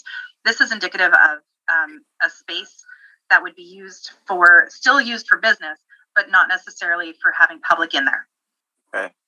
But you haven't actually been in there and inspected it to determine exactly what is the use. Is that correct? I was in there. I did take a look around, but I wasn't able to get into the not public areas. Okay. All right. That's my only questions. So then, turning to the agents, who is going to go first? Mr. Nishi-Beckingham. All right. Just 1 second here. I noticed an error that we're fixing. Sorry, just 1 second. We just noticed an error that we're fixing. All right. And if you give me a second also to make sure I've got the right document up here.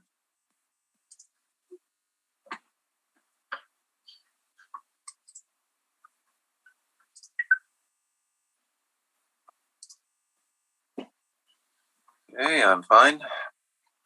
Okay.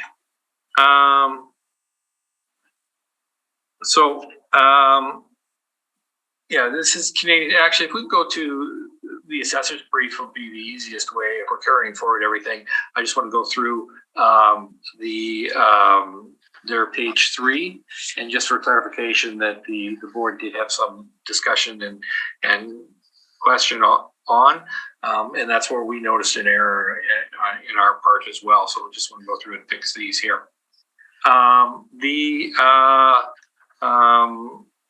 On the assessor's report, so the first three, the retail warehouse, and the mezzanine storage, those are all the actual Canadian Tire store itself. The other three are the separate building fast food, which we didn't put evaluation for in our report, and our square footage is off as a result, because we didn't take out the square footage for the fast food component. The storage mezzanine, and what this is for Canadian Tire. They have typical store. They have a in the front entrance. They have an employee room and a manager's office in the mezzanine, and that's what that area would be referring to. And you can only access it from inside the store, and then go up in the employee only section and have your break room and your washrooms and your manager's office is there. And the other two components are just the main building. The 83,000 is the main retail spot that you can see, and the 14,000 is they've got a false wall there, and that's behind that is their storage area of the 14,000 square feet. I did go through this with another assessor previous cycle to confirm up those areas. So going over to our report,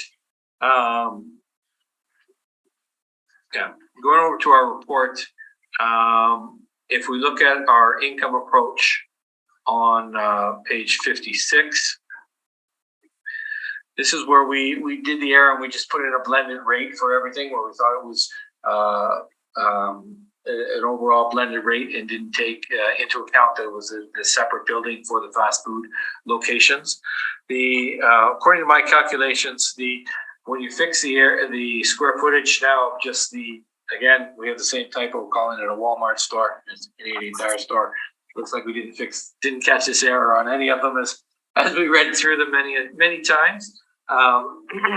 The square footage for the actual store is 101,758 square feet, Including mezzanine. and that includes the mezzanine. So that's and we believe that the rent rate for the store should be $8 a square foot, and that comes to a value of, using the same parameters, of $11,239,000 for the Canadian Tire store. And then when you add in the fast food separate building, that my calculations on that separate building is $1,998,000. Just a second. Yeah. So now you're adding to this chart to The fast food to account for the other building. Of just under $2 million, basically $1,998,000. Yeah, just a second here. Excuse me, what page are you on right now? I'm just looking at the main page on page 56. That's our summary, and then just pointing out where we made an error. We didn't subtract. We didn't take out the fast food separate building component. So when you say that the correct footage of the Canadian Tire, including its mezzanine, is 101,758. Yeah. That does not include the separate building, or it does include it? That does not include the separate building. Okay. And so then how many square feet is that separate building? And the separate building is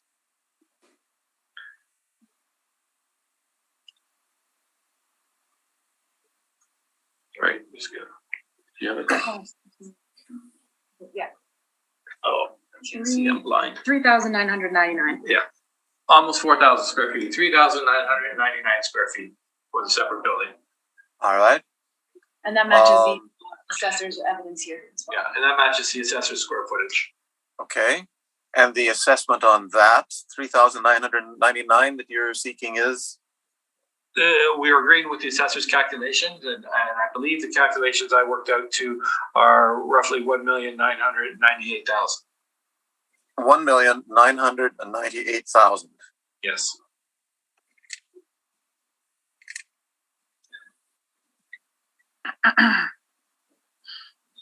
But because the square footage is slightly smaller for the Canadian Tire Store, our the main Canadian Tire Store value changes from 11,698,000 to 11,239,000. Second value was how much? 11,239,000, and that's using the $8 rent. Mm-hmm. For a combined of the two buildings of 13,237,000.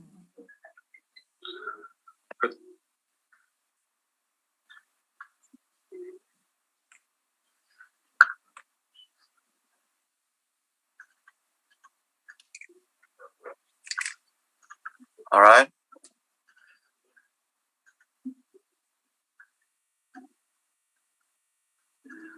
So that was the error that we noted and are correcting. But bringing forward the rest of the information, just as an older store, effective age of 22 years, Canadian Tire Store, and the rest of the information that we talked about earlier, bringing forward being the same. That's our submission for this property. All right. You did cost on this? We did a cost approach on this as well. Do you mind just running through that? Yep.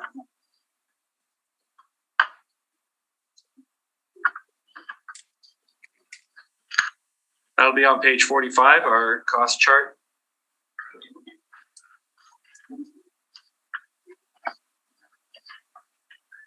Our cost will be slightly off because we used 105,000 square feet instead of the just considering ourselves with the Canadian Tire Store itself. The separate building, as said earlier, we're in agreement with that value, and that's our outline for our cost approach is on page 45. Are you interested in giving us a revised figure for that or not? We don't have access to our Marshall Swift to update it. I mean, we could subtract the 4,000 square feet from depreciated cost. We can do that real quick. But you have no ability to add on the other building. Okay, we'll just leave that then. Yeah, our brief would have been just stuck with the. Our concern is the value of the Canadian Tire Store itself, not the fast food component that the assessors put together. We are in agreement with the values that they have there, and because again, being smaller, there's a lot of rental agreements we can look at. So it's quite easier to come to a conclusion of value on those components. Okay, Ms. Martins, do you have questions? Just one. We're still using the same rental comparables to come up with the mark with the $8 per square foot. Yes, yeah, the same chart. Just this is an older store, larger store. Those are the adjustments that we made to come up with the $8 a square foot. 22 years versus the other stores we talked about. Okay, thank you. Mr. Hutchings? Yes, thank you, Mr. Chair. To the applicant on page 56, where are you getting the $8 per square foot for the Canadian Tire portion? And we're looking at the similar chart we talked about before, same chart on page 50. Okay. Looking at the overall older stores, it's more indicative of what's here. Looking at the median rents of the over 30,000 square foot stores.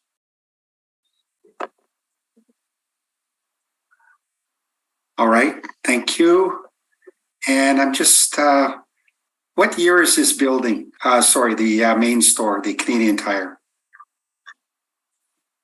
1999 99. is the effective year. That's correct. Okay.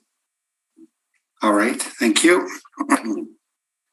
So just to understand, you're using 101,758 square feet at $8 a square foot and using the assessor's parameters of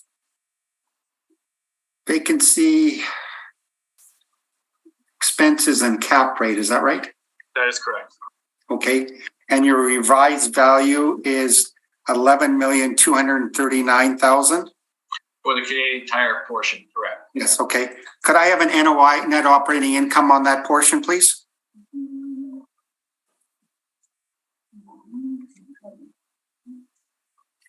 Yeah, go ahead. Yep, $731,600. $731,600 even? Yes, yes. Then, hold on, there was a rounding difference here.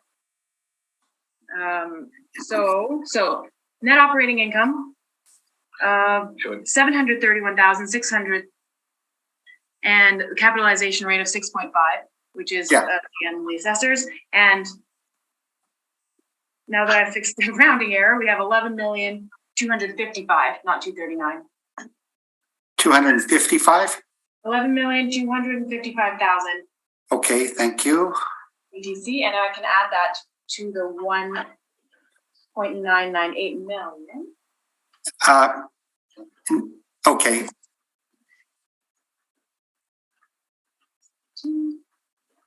13,253,000. 253. Thank you for that. And the second portion of the income stream is 39.99. You're accepting the assessor's blended rate of 35.03 a square foot. Is that correct? That's correct. Okay. And the NOI on that one, please.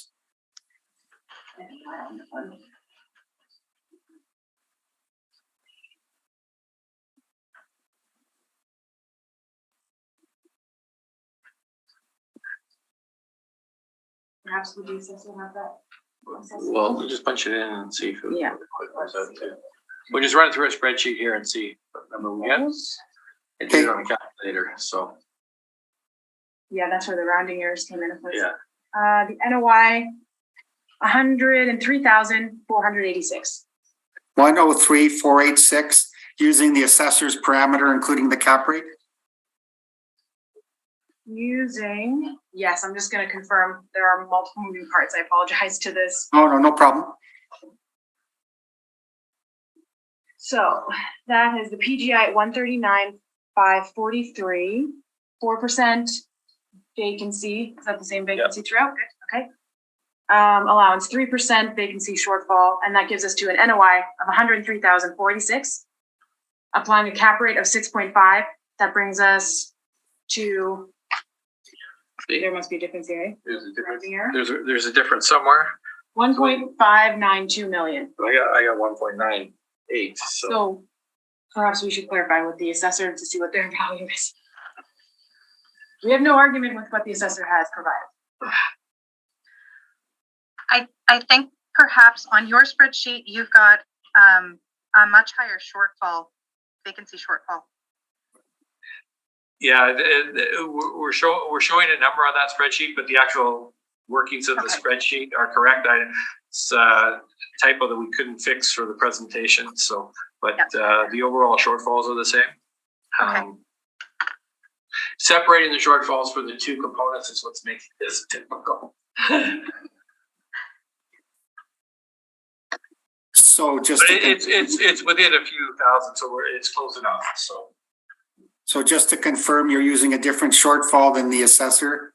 No, we're using the same shortfall as the assessor. Okay, so have you reworked the new number for the NOI? Why don't we put why don't we just run the whole NOI into the spreadsheet, and then we'll get a total value, and then we can worry about trying to split it out. Okay, so I can do the two NOIs there. So just put the growth potential for the two components, and then that's what our total value goes to. So the 814,064 is for the Canadian Tire, and then we want to add the the 139,543 for the other. Yeah. So then There we go. There we go. So when we add the two net operating incomes together, we get a total value of 13,254,000. 13,254,000. Yeah, so that's And using the combined NOI is what? the combined NOI is 900. Oh no, the net operating income is $861,542, and the gross potential income is $953,607, and that's broken out into the two components of $814,064 for the Canadian Tire store at the $8, and then the fast food building 139,543. Do you mind giving me the potential income figure again? I couldn't write that down fast enough. Yeah, absolutely. So potential income, are you looking for the entire property or just Entire property. 953,607. All right. Carry on, Mr. Hutchings. Oh, that answers my questions. Thank you very much. Okay. Mr. Arnold. Yeah, just the one, the $8 rental per square foot, is that an induced rate?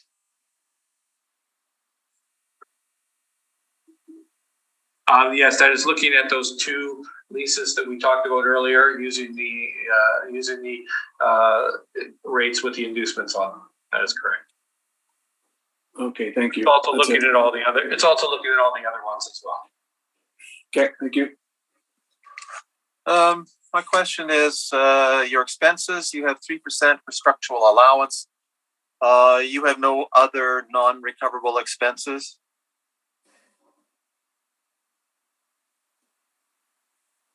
We have the shortfall amount of $650. Yeah, we've used the same parameters as the assessor. All right. That's all my questions. Thank you.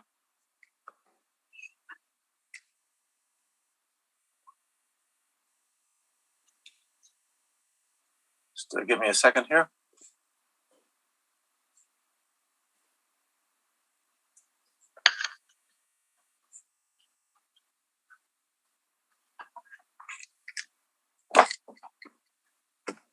And we will apply the discussion from the rebuttal to this and all the subsequent ones. So that concludes 1711 Keniston Boulevard. Takes us down to 1000 Taylor Avenue. You can give us a second to find that.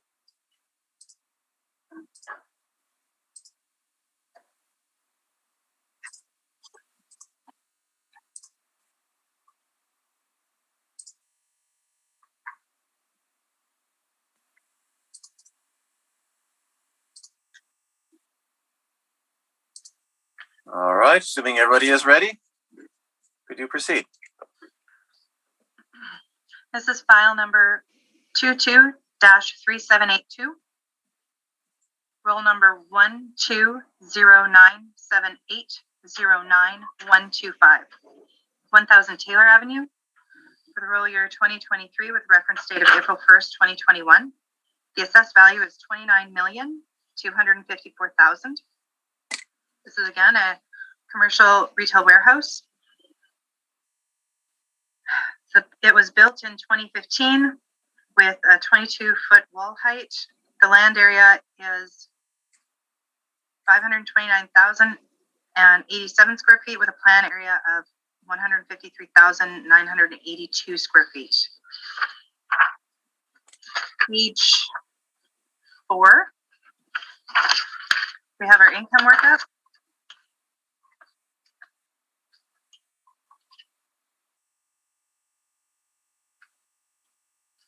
We have a leasable area of 151,310 square feet with a potential rent of $2,005,694. We've applied a 4% vacancy, 3% expenses, giving us an NOI of $1,828,361 with a cap rate of 6.25%. with, after rounding, we get our 29,254,000. Thank you. Just before we proceed with questions, sorry, maybe this has been standard. I just didn't notice it before. Your information on page 6, 7, etc. is for what purpose? To include the mailer in case there's any questions. All right. But there is no contesting the submission of information. In fact, in this case, the mailer was done before a replot. So the mailer includes other information. We don't want to say that they were non-compliant because they were compliant at the time. Okay. But the property itself has been adjusted since then. All right. Thank you. Questions? Mr. Johnstone, Mr. Nishi-Beckingham, where do you start? I do not have any questions at this time, Mr. Chair. Thank you. Mr. Nishi-Beckingham? No questions. Ms. Clark? No questions, thank you. Turning to the panel, Mr. Hutchings. Yes, thank you, Mr. Chair. Just to confirm, Ms. Martins, this is the Walmart on Grant Avenue, is that right? It's on Taylor, but yes, it's the Walmart that's. I'm sorry. Yes, sorry. I can't remember what they call it, Taylor Festival or something. Okay, it's yes. behind. Yeah. Okay, and I'm looking up your workup with this with the 1, 2, 3, 5 different premise IDs. So there's a fast food within the store. I'm not familiar with this, but yeah, okay. Yes. And okay. Is there just out of curiosity, is there a split is there a tire center within that building? Or am I wrong? I guess I'm trying to figure out what's assigned to what area here with the different it's my understanding that these are just those little the little stores that they have in the front of Walmart. They're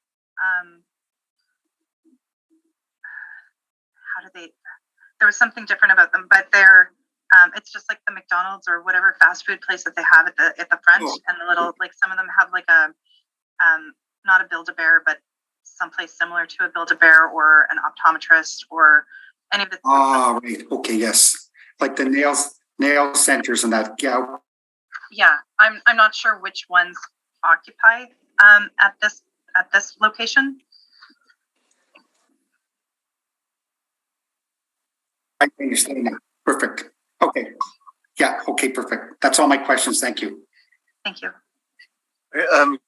Leading on from that question, this is applicable to the previous Canadian Tire and then to this one as well. So you don't differentiate between the automotive service center area and the retail area in buildings like this?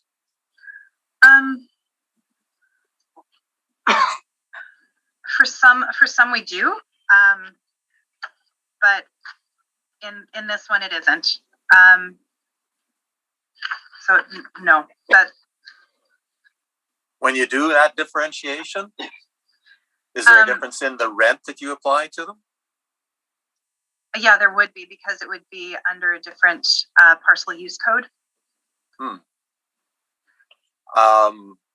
Hazard a guess as to whether the rent for the automotive area would be less or more than for the retail warehouse?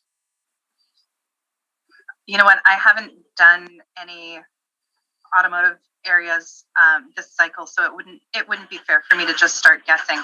All right. I'm not sure. In some cases, there's less finish. There's less. It's less pretty, but in other cases, there are additional things that are in place. Like they have to have better drainage. They have to, like, if they've got lifts in there or anything. So it's a more specialized area. A lot of the time, the cement has to be able to hold everything that's in there. So to be honest with you, I haven't looked at that since I was in, I haven't looked at that in a number of years. So it wouldn't be fair for me to estimate. All right. Well, that's my only question. Mr. Nishi-Beckingham, will you proceed with yours? Sure. So this is the Walmart at 1000 Taylor Way, and I think this is a area where we disagree with the assessor on, unlike the Canadian Tire that we just saw, which is a separate building, separate fast food, separate leases for those. These are interior licensees to Walmart. They're specifically tied to Walmart. They are only there because of Walmart and the service and the value-add services and client synergies that they can get from shopping at Walmart and being the whole Walmart experience. So in reviewing leases for large format retailers, I know there was a talk about the automotive center, reviewing all the leases for Canadian Tires and for Walmarts. They lease one large store and that's it. And how they decide to break up that store is an internal business decision and not a real estate decision. So Walmart, for example, they'll have a broken out component for their pharmacy. They will break out various different departments, garden center and whatnot, and run those business units first. And to assist in the customer experience, they sometimes add the McDonald's and the nail place is usually there. Typically an insurance company is there, but those are all licensees. They don't pay a standard rent. They just pay a percentage of their sales as such. But we believe that is part of one large box and part of the large format stores, and it's reflected in their lease rates and reflected in their leases. So we disagree in this one with the breaking out of the components and are applying an overall market rent for this. If we look on our disclosure at page 46, we do have the cost breakout for the store and how we came to a cost value of the $21,900,000. And then on page 57, oh, not 7, try 57. On page 57, we have the income broken out where we believe the rent should be $10.25 a square foot. This being a newer store, certainly than the previous store. 6 years old. It's one of the newer Walmarts that were built, and standalone location, coming to a total value on the income side of $21,548,000.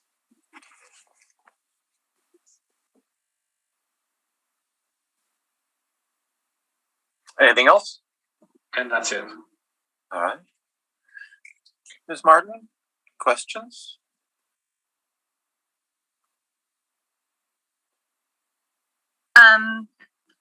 Just one. While the breaking the restaurants and those extra things that add to the customer experience out and giving them much higher rents isn't the way that you do things, would you agree that perhaps having those customer experiences is worth looking at in the total rent area does that add to or do you factor that into your overall rent at all? No, so the difference being that Walmart has licensees that do that, but if you compare it to say an IKEA store, for example, or you can get your Swedish meatballs. Those are all run by, they've got a full-on restaurant inside the IKEA store, but they're run by IKEA employees, so they don't break those out into separate components. They have a rental rate for the entire store. So that's similar here. They, Costco, they've got their fast food court in Costco. It's run by Costco employees as opposed to getting a third party to do it. In Walmart's business sense, they have a third party to do it. They can do it themselves if they wanted to get into the nail business, but they don't want to get into the nail business or the insurance business, so they don't, or the fast food business, so they don't. Customers expect those type of things at the store, so they have licensees that do it. But when I look at leases for Walmart stores or for Canadian Tire stores or Kona and Home Depot, although they don't typically have fast food there, sometimes they have a Subway. They lease the entire premises, and then how they break it out internally is a business decision. So they don't pay more for those spaces. Thank you very much. Mr. Hutchings? Yes, thank you, Mr. Chair. To the applicant, I'm looking on page 57. I see your vacancy rate differs from the assessor at 5%. Could you explain where that comes from, please?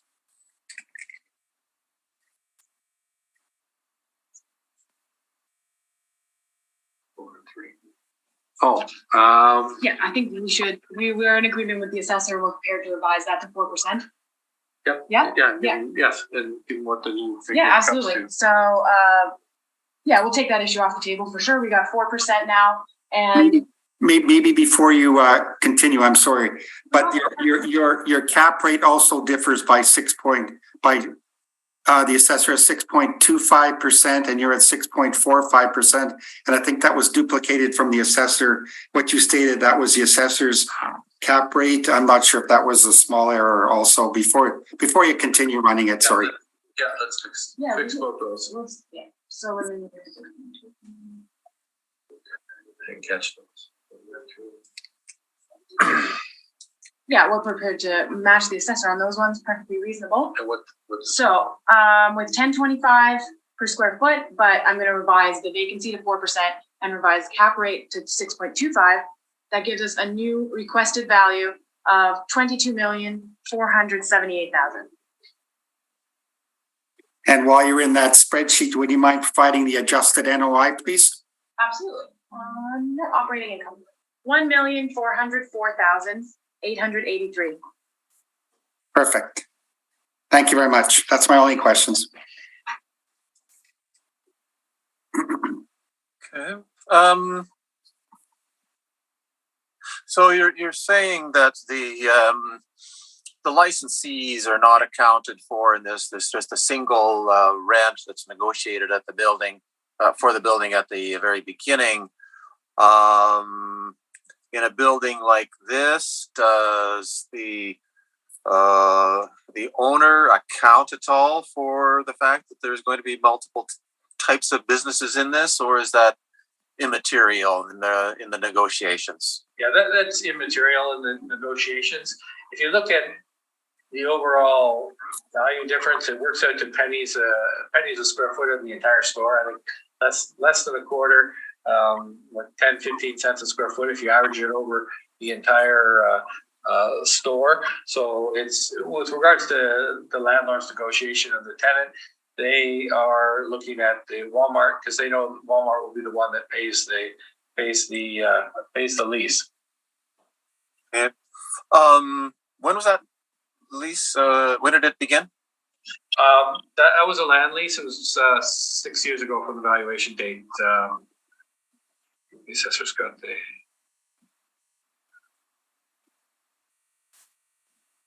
And it's for what term? It's a 20-year term. It's a land lease. So they leased the land and Walmart built the store.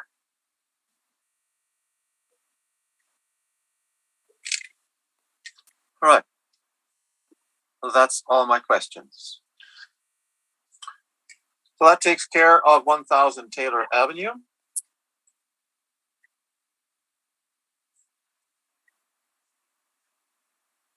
So we'll proceed to 720 St. James Street. Ms. Martins, when you are ready.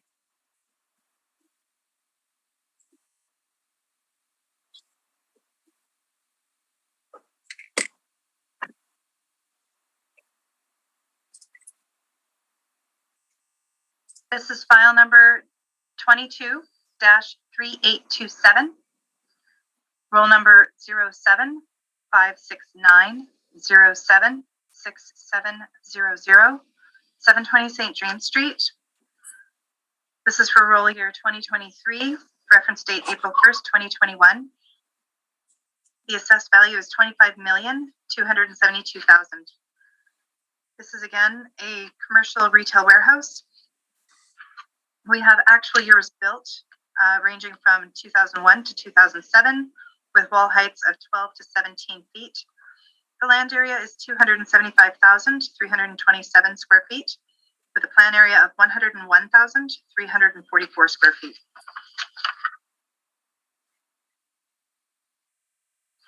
We go to page 4 and 5.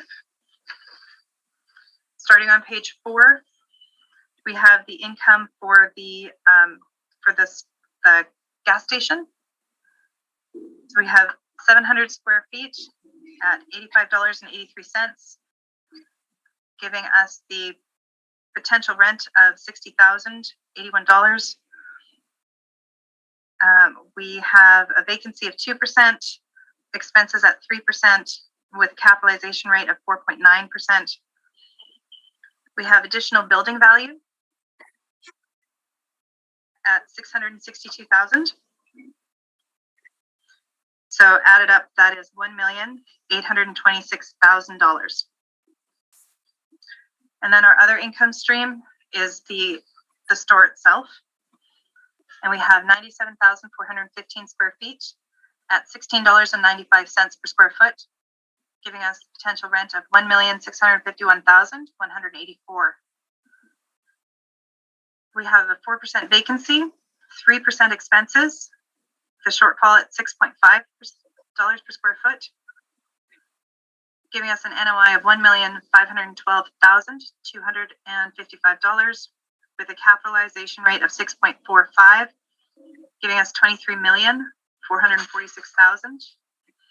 If we go to page 6, you'll see the summary. We've got stream 1, stream 2, and in the summary it shows that the total market value is $25,272,000.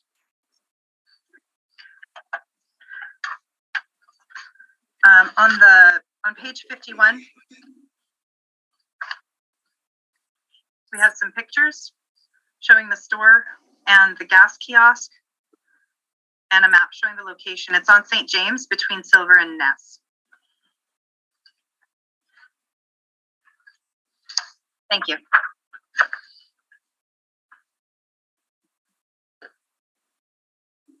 Johnstone, any questions? No, Mr. Chair, I have no questions at this time. Thank you.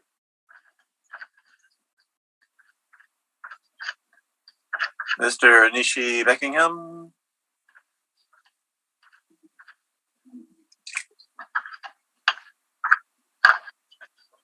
Great.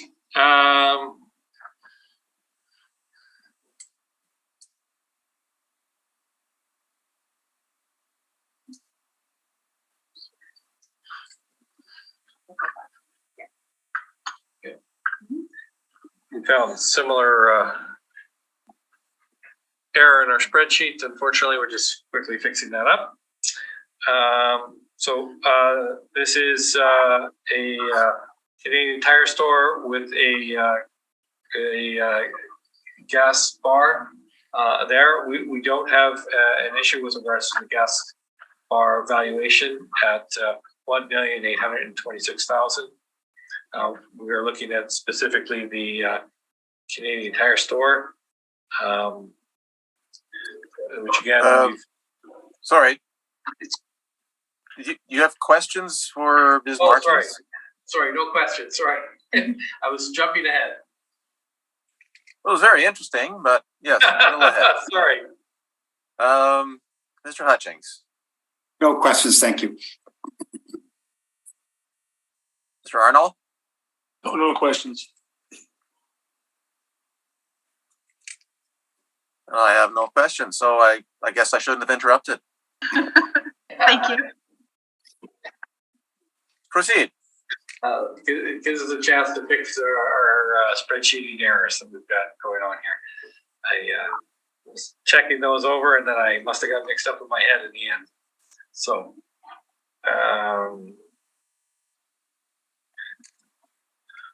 back to what I was saying. This has a gas bar in it. The assessors valued the gas bar and kiosk there at $1,826,000. We don't have a disagreement with regards to the gas bar. Again, just an issue with the main Canadian Tire store. Again, we've done a cost approach for the store, which is available on page 46. And we've looked at the same overall rents that are available in the similar chart from before. This one is the 720, 750 St. James Canadian Tire that we talked about, the net effective gross and the inducements on the rents for the actual. And then on page 57, let's give some corrected figures for 57 there. Yeah, for sure. So what we've done for page 57 is now we're going to revise the factors to match what the assessor has. So I'm going to revise the vacancy to 4%, and the cap rate will be to 6.45%. And our market rent estimate is $9. So for the Canadian Tire portion, that's I'm sorry. What was the $9? Oh, sorry. Yeah. Sorry, the market rent estimate. Oh, sorry. You know what? This just page is the wrong page. That's the problem. The market rent estimate that we are submitting is $9 per square foot. Yeah. If you can remove, sorry, that's why this is all screwed up. For some reason, page 57 should not have been in this report. Oh. So page 58 is referencing. Look at 58. Yeah, page 57 is, and just if we can delete page 57, that's all messed up. I'm not even sure what store that is. So. All right. Well, they're all Walmart, eh? Well, this one I corrected to Walmart. It's called Big Box Good, but I'm not sure which one we're referring to here. So yeah, page 57 is an error, and just remove that page. We still have the wrong cap rate though for page 58. All right. Not the cap rate. It says 6.5 here. Should be 6.45. 6.45, right. So the $9 per square foot is our market estimate, and that produces a potential gross income of $876,735. Then we apply 4% vacancy, 3% structural.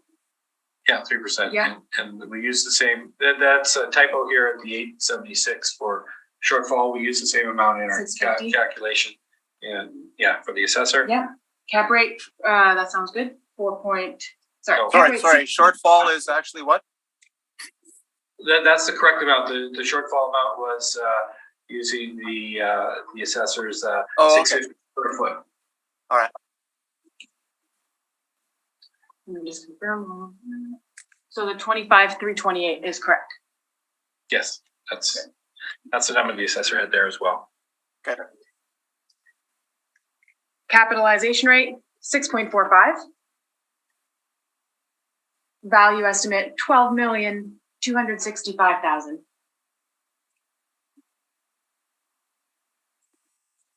And sorry, tell me what the NOI was. NOI $791,088. All right, thank you. Okay, carry on. And that's our submissions. Yeah. Okay. Ms. Martins, questions? Just for clarification, with the final value of $12,265,000, you're then agreeing that we should include something for the gas station. So you're adding Yeah, you would add the gas station value to that for the total value. The full 1,826,000. Yes. That's everything. Thank you. That figure you gave for the kiosk was how much? 1,000,000. Yes. 826,000. Mr. Nishi-Beckingham, then for a combined value of? There we go. I've got my expert spreadsheeter coming up with a figure right now. 14,091,000.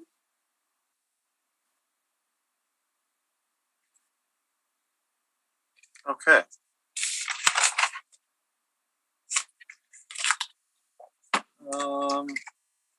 Other questions, Ms. Martins? No, thank you. Mr. Hutchings?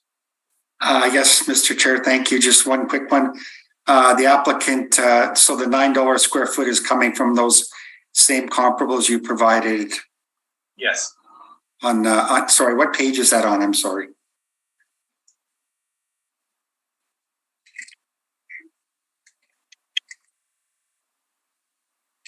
Page 51. 51, okay. 51. There we are. Okay. Thank you. That's my only question. Mr. Arnold? No questions. And I have no questions. Sorry, may I ask one question? Certainly. Thank you. Just for clarification, on your page 64, 720 St. James, this is the same property that we're discussing right now, correct? That is correct. Okay, thank you very much.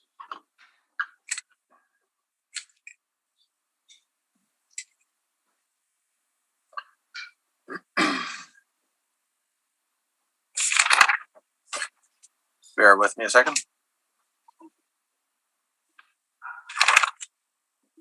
Okay, so then that's got 720. So we will move on to 3615 Portage Avenue. Give us a second to bring that up.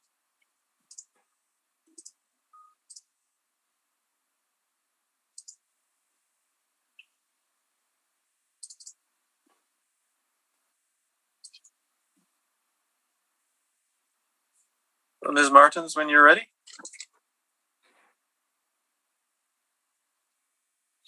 Thank you. This is file number 22-3773, roll number 07569017100, 3615 Portage Avenue. Roll year is 2023. Reference date is April 1st, 2021. The assessed value is $12,793,000. And this is again a commercial retail warehouse. This was built in 2000 with wall height of 24 feet. The land area is 349,800 square feet. The plan area is 80,391. If we go to page 4, please.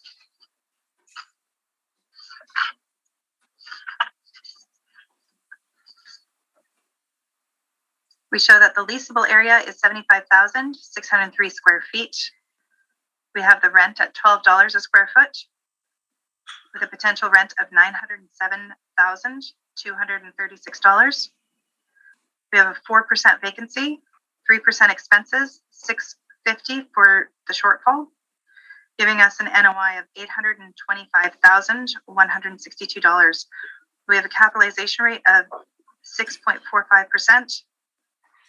and which, when rounded, gives us our $12,793,000. If you look over on the back page, this is the Canadian Tire that is on Portage Avenue. It's over in the Unicity Canadian Tire. Thank you very much.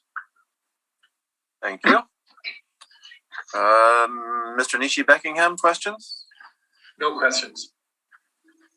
Mr. Johnstone has just one quick one for clarification. The 3,692 square feet as your premise ID 28723, is that in the store or is it the garden area?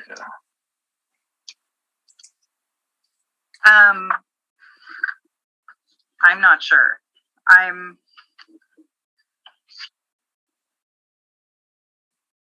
Yeah, I just try to figure out if it's like a portion of the store that was added on, or if it's this green area on the very end on Portage, or if it's like the green area in the end over by Portage. Is that indoor space or is that like fenced off area that is? We're both in the we don't know stage. I'm thinking that if it was fenced off yard, it would not be classed C1. So C1 is somewhere within the store. I'm not sure why it was sectioned off differently. Okay, perfect. That's my only question. Thank you. Okay. And Ms. Clark, no questions? I believe no questions. Thank you. Mr. Hutchings? No questions, thank you. Mr. Arnold? No, not at this time, thanks. My only question is it typical that Canadian Tire's lease or like the owner of this listed is Canadian Tire? Are they only the owner of the land or just of the building? In this location, they own the entire land and building. Land and building. Yeah. Okay. Ms. Martins, what is typical in Winnipeg? Does Canadian Tire own land and building or not? You know what? I haven't done many Canadian Tires, so I'm. All right. If I may answer that, it's about 50-50 in Winnipeg. Is it? Yeah, they split into a Canadian Tire REIT. Canadian Tire REIT owns a big chunk of the stores and developments of malls, but they do lease in malls as well that they don't own. So they're a mix. They're about 50-50. Similar to Walmart, well, I guess they own more. There's a couple leased in malls that they have, but. Okay, good to know. Thank you. So that was my only question, Mr. Nishi-Beckingham. Your evidence? Yeah, just for clarification, I believe the 3,692 square feet that we were referring to earlier is the mezzanine lunchroom office area, or office where they have the lunchroom and the manager's office going up to the upstairs. I believe that is the area. So the overall area of the store of 75,603 square feet. Just going through our reports are very similar as page 46 is our cost approach that we applied. And then on page 57, we have a rounding error in our capitalization rate. Somehow our spreadsheet rounded it to 6.5 instead of 6.45. And our new value with the 6.45 cap rate is $10,064,000. 10,064,000? Yes, that's correct. All right. and we have a $950 rent on this property. And that again was from the table on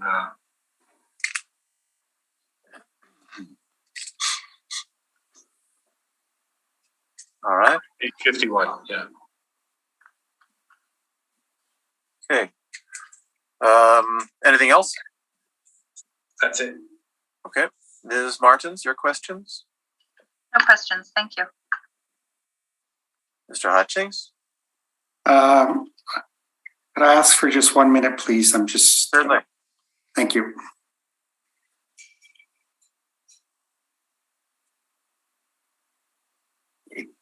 No, I'm sorry. I'm just to confirm that you're using the net operating income 649,158, but capping it at 6.45%. Is that right? Yes, that's correct. Okay, thank you. That's my only question. Mr. Arnold? No questions.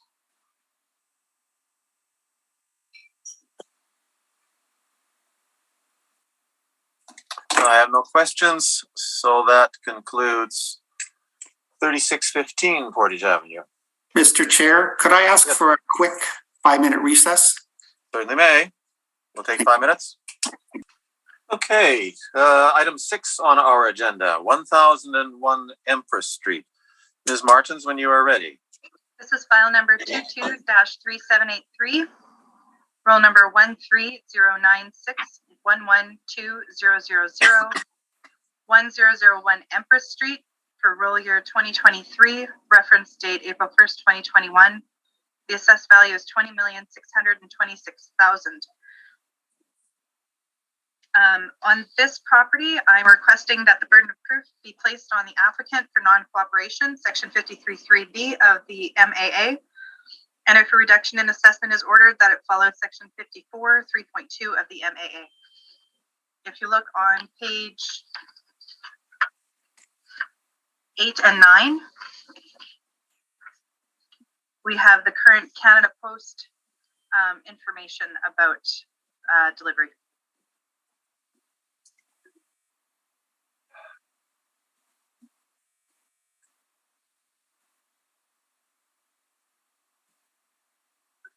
This is delivery to whom? Sorry? This is delivery to whom? This is, hang on. Sorry, this is the address that we have on file in Mississauga.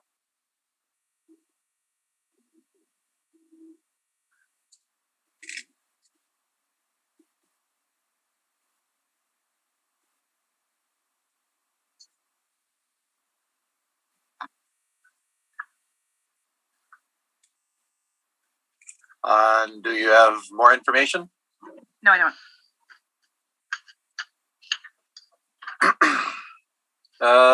Mr. Johnstone, do you have information to provide us on this? No, actually, I don't. Mr. Nishi-Beckingham. Yes, this is, well, just looking at the tracking, it was never picked up, so it was never actually received by Walmart. In addition, this is an owner-occupied store, so I appreciate the assessor sending out information for income expense that may have helped with the operating expenses in their analysis, but it certainly wouldn't have helped or provided any information for lease information for the subject property. So it was sent out to an owner-occupied store, hoping basically that they wouldn't return it, but they actually never signed delivered, and requesting that that the onus not be changed for this property.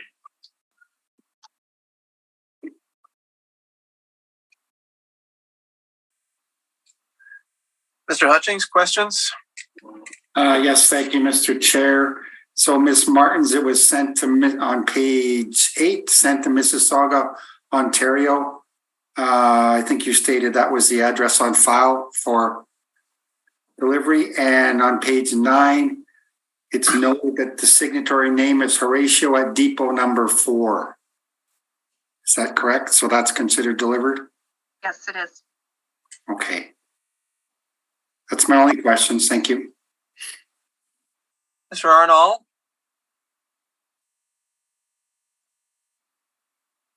Mr. Arnold, do you have questions?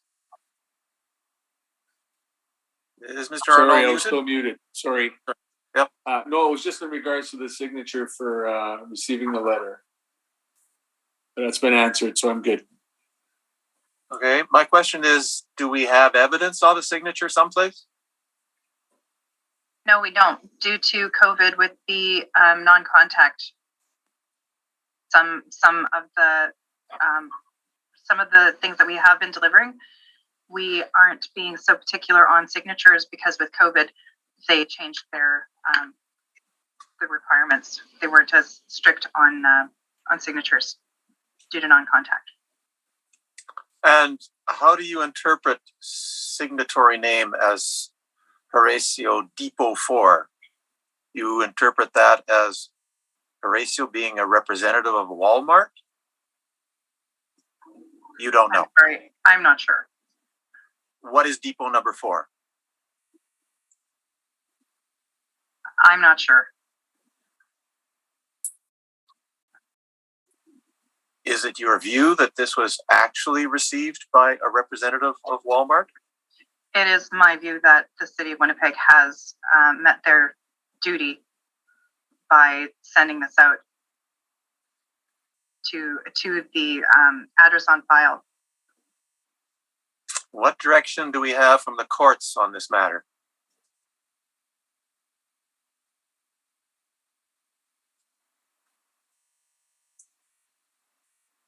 Not sure? Not sure. Our direction has been that since this is what Canada Post is providing us as evidence that it has been delivered, that is what we are providing as evidence that it has been delivered, because that's the most that we can get as far as evidence is concerned. Okay, so it's your understanding that although Canada Post sends you this document that says, please find below the scanned delivery date and signature, they don't actually get a signature? Not during, in cases of non-contact, they're not actually getting signatures for people who did not want to sign for things if they're not signing because they don't want to. Okay. May I jump in real quick, Mr. Chair? Just a second. So how do they know that it's somebody by the name of Horacio? I'm sorry, I don't work for Canada Post. You don't know? I don't know. Okay. Mr. Johnstone, you can illuminate something here? Yeah, well, if you actually look to Ms. Assessor's materials for 2370, she's claimed the same thing and provided one that actually does have a signature on it. The signature looks like it starts with a C, not Horacio Depot 4. But at the same time, as my friend Mr. Nishi-Beckingham pointed out, these are owner-occupied properties. Okay, on that point, is Ms. Martins, is one of the purposes of the mailer to acquire information used for business assessment? One of the purpose of the mailers is to get information on all aspects. It's to get information on who is actually occupying, if they're occupying, if they still are occupying, what the rent rates are, what the expenses are, because we want to look at the costs so that we can fully evaluate whether the costs that we're applying to business assessment are reasonable. And we want to make sure that they're market, and we want to make sure that we're getting adequate information for what we have. All right. Panel members, any other questions? Not for me, no. No, thank you. In that case, we will recess and we will deliberate on the matter of whether the onus should be switched. All right. We will resume the hearing, having recessed to consider whether the onus should be switched due to failure to comply with a request for information by the assessor.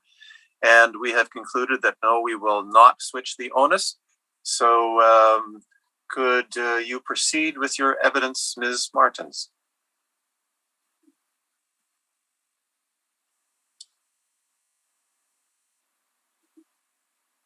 Property was built in 2000. It has a wall height of 16 feet. The land area is 412,514 square feet with a plan area of 124,403 square feet. If we go to page 4,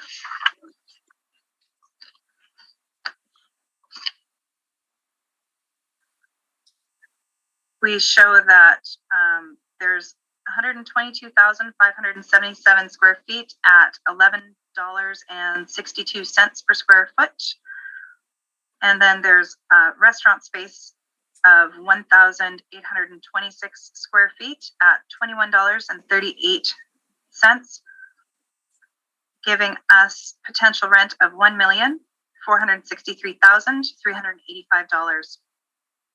We've applied a 4% vacancy, 3% expenses, and that gives, $650 for shortfall, and that gives us an NOI of $1,330,359.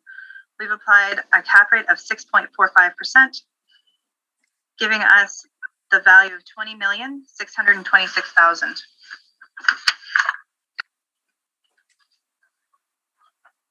And then we've got some pictures on the backside.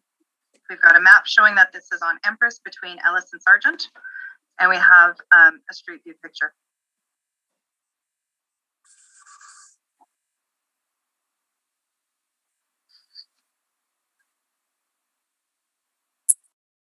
And that's it? That's everything. Mr. Nishi-Beckingham, questions? No questions. Mr. Johnstone has one quick question for clarification. Yes. C4 standard restaurant, is that different than a fast food restaurant, for example? Yes, it is. Yes, it is. Yes, it is. A fast food restaurant would be probably about $10 per square foot or more, more than this is right now. As we saw in the other ones, we saw that the rent for fast foods is usually around $30 to $36 a square foot, sometimes as high as $40 if it's a smaller space, and with upgrades such as like Starbucks often has the fancier upgrades so that it would be considered above average. Okay, perfect. Thank you for the clarification.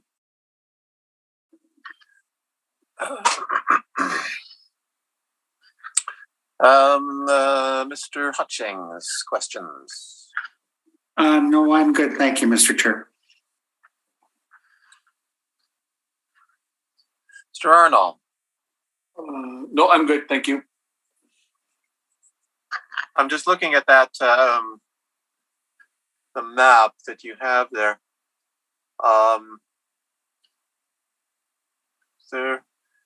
What is at the back of the building? Is that another street? Behind the building, Sargent. Yes. Sargent Avenue. So, pardon me? Sargent Avenue runs behind. No, I mean to the east of the building. If this is, this is oriented correctly. So to the east of the building? Empress. Oh, sorry. No, that's train tracks. Train tracks. Oh, I see. Mm-hmm. Can't tell from either. How does the building get deliveries? There's space behind the building for deliveries. For semis? I believe so, yes. I would assume so. Okay. That's all my questions. They have a rather large property. It is, the land to plan ratio is 3.32. Oh, I see. Okay. So they do have space to have put that adequately. So there is space for sure. All right. Thank you. That's all my questions. So then, Mr. Nishi-Beckingham, your evidence. Great. Just to help answer the board's questions earlier, if you go to page 9 of our report, you can see the aerial. It's covered with tracks on one side and drainage and creek on the other side. But in the back, they have room off of Sargent there where they can bring the trucks in to do the store, to bring in the merchandise, and the customers go in the front side of the store there. Just for sorry, but you're on which page? Page 9. Page 9.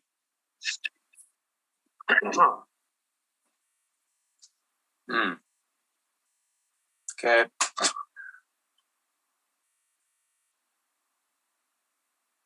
Okay. All right. Thank you. Yeah. And then just we had the further discussion about the fast food McDonald's here. This is the licensee of the McDonald's located inside the Walmart, and we believe that that's part of the large box, which we had discussions about earlier. So just carry on those discussions. We have our cost approach on page 46. Outlining where we get to 13,536,000. Our income approach on page 57. We have a rental rate of determined of $8.25. We did have an error on the vacancy rate, but we did have the correct cap rate at 6.45. So the new value comes out to, with the corrected 4% vacancy, of 14,316,000. Okay. Can you give us the new net operating income? Yes. So the new net operating income, revising the vacancy to 4%, is 923,369. Okay. And then the cap rate is correct. So the assessment is how much again? Million. Our estimate is 14,316,000. Okay. Thank you. Anything else? That's it. That's our submission. Okay. Ms. Martins, questions? None at this time. Thank you. Mr. Hutchings? No, I'm good. Thank you. Mr. Arnall? Mr. Arnall, you're muted. Sorry, I'm good, thanks. All right, and I have none.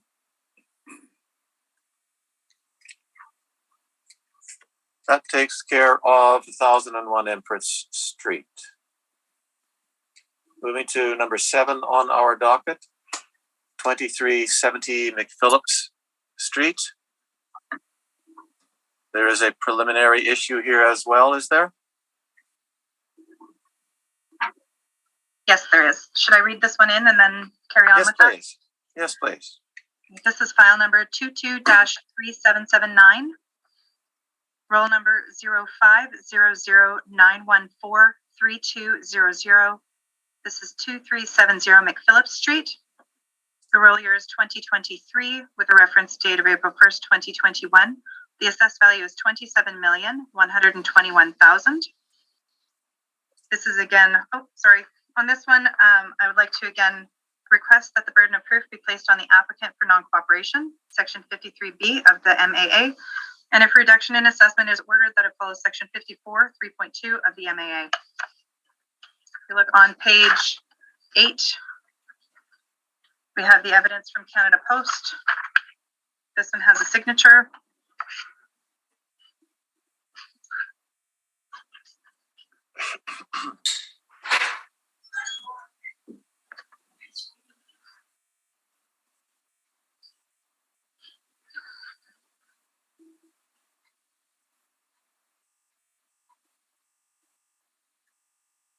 Is there more?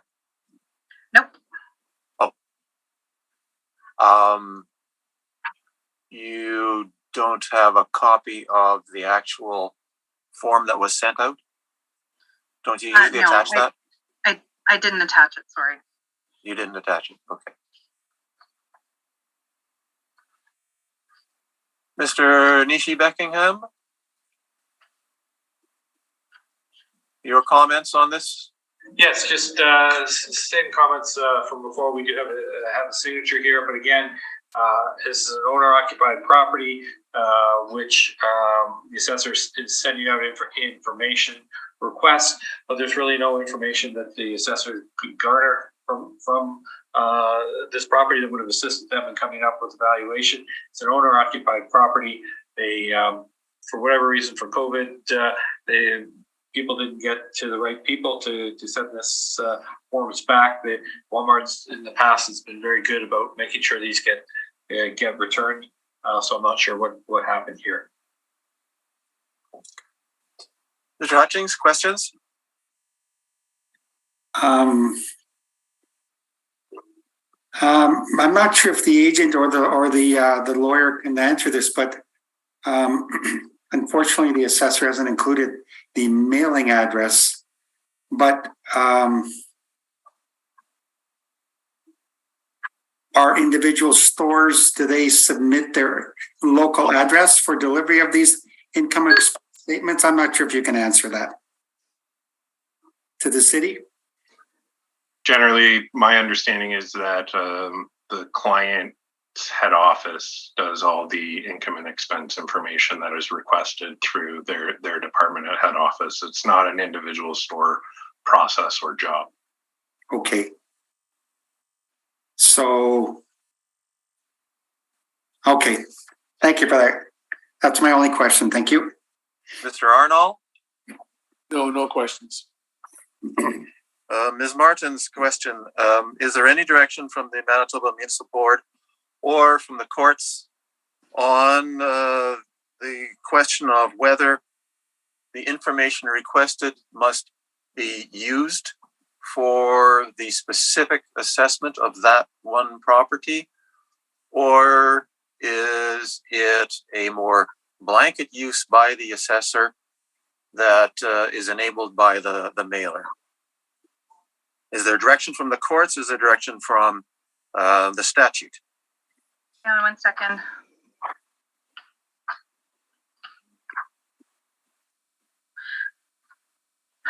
According to Section 16.1, an assessor may request that a person, including a Crown agency or Crown corporation, who owns, uses, or occupies assessable property, provide to the assessor information or documentation that relates or might relate to, or that affects or might affect the value of the property being assessed, or that it is or might be relevant to assessment of the property, which, without limiting the generality of the foregoing, may include information for each year since the previous general assessment respecting A, any sale of the property, B, the cost of any construction on the property, and C, any income or expense related to the use or operation of the property. Thank you. And 16.2 regards time to provide information and declaration. There is an expectation that it's done within a certain amount of time. I can go into that, but that's not relevant because this wasn't received late. It wasn't received at all. Fine. Just further to that, in section 1172 of the City of Winnipeg Charter, it deems that mail to be received on the third day after it is mailed. So it is, once we have mailed it and there's evidence that it has been put in the mail, it is deemed to have been received by them, and there's an expectation that people pick up their mail. Thank you.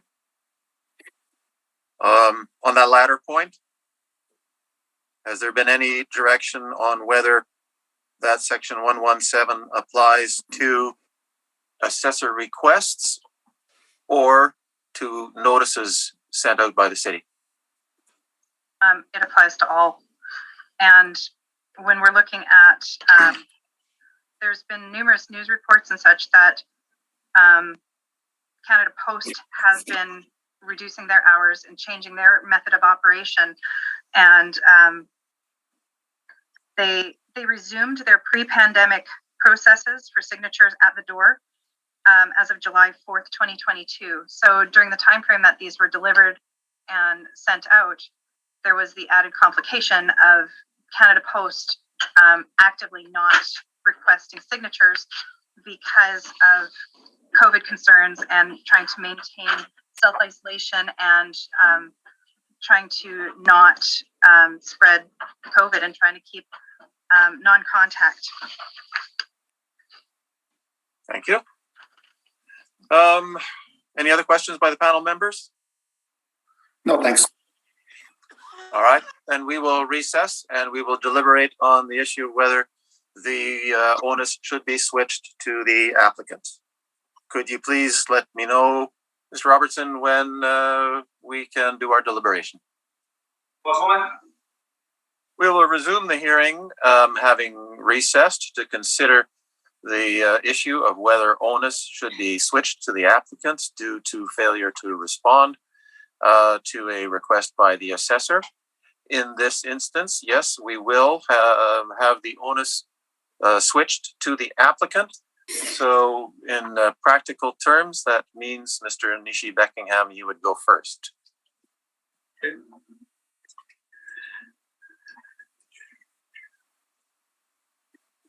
And just for this is 2370 McPhillips. That is correct. Okay. So this is, since I'm going first, I'll give a quick rundown of the store. This is a Walmart store. Go to page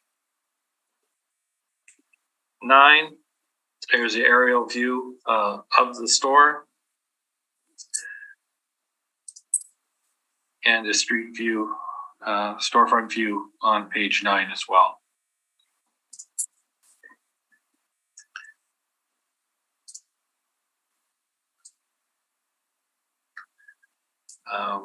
This is one of the largest stores at, on page 46 is our cost approach to the store summary there.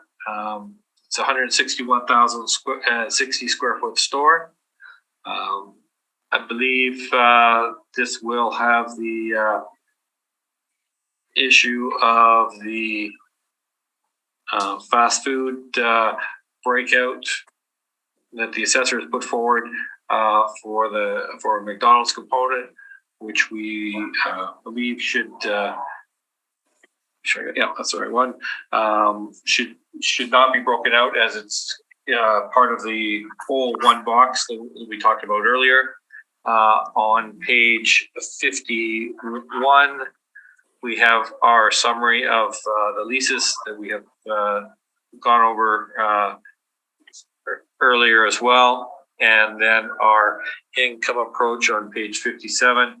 I think there's a correction that needs to be made there as well on the vacancy. We had a 4% vacancy. That changes our overall value. And the cap rate, let's confirm again, to be sure, since we've had issues with that. Just to confirm that at 6.4 time. Yeah. So we will also revise our cap rate at the 6.4 to the 6.4. So that brings us to a total value estimate of $18,679,000. What is your NOI? Revised? The NOI, $1,195,452.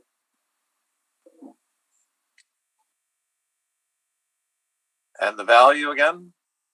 Capitalized at 6.4 brings us to $18,679,000.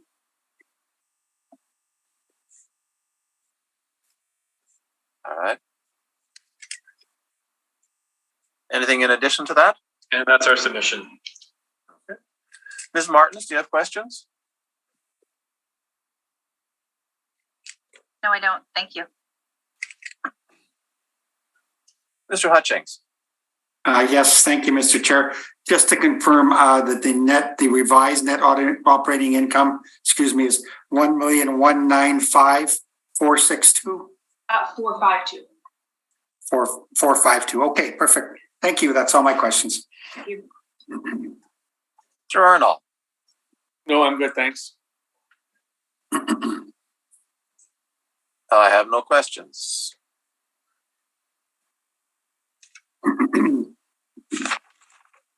All right. That concludes 2370 McPhillips. The assessor needs to present. Wow, you know, I'm A, too much on a roll here, and B, so accustomed to going on to the next one after the applicant. My apologies. Ms. Martins. Thank you. Okay, so this one was built in 2003. It has a land area of 597,442, a plan area of 161,060 square feet. And if you look on the last page, page 9, the red line is rather faint, but you can see that this one also has a bit of a dog leg, so that there's that driveway off McPhillips into the parking lot.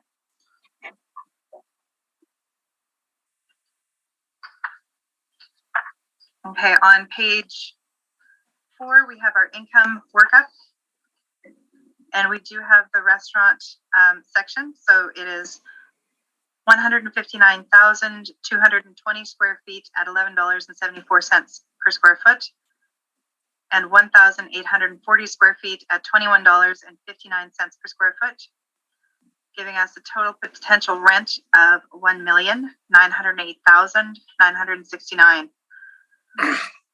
We've applied 4% vacancy, 3% expenses, $650 for shortfall, giving us an NOI of $1,735,756. And we've applied a capitalization rate of 6.4%. With rounding, that gives us the $27,121,000. Thank you. Thank you very much. Mr. Nishi-Beckingham, do you have questions? No questions of the assessor. Anyone else? The applicant side, any questions? No, sir. Mr. Hutchings? No questions, thank you. Mr. Arnold? No questions, thanks.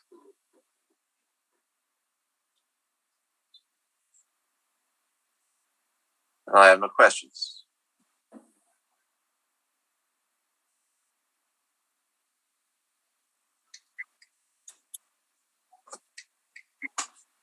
I think I can move on now. 147 Vermilion Road, which is item number 8, the last item on our docket. Are there any preliminary issues here? No, there's not. Thank you. All right, then if you'd like to proceed, as you may.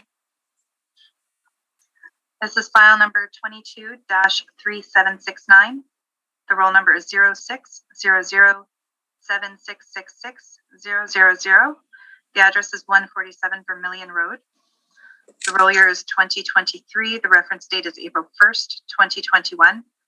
The assessed value is $16,919,000. This is again a commercial retail warehouse. We have the actual years built as 1988 to 2008 and a wall feet of 10 to 23 feet. We have a land area of 298,177 square feet and a plan area of 90,812 square feet.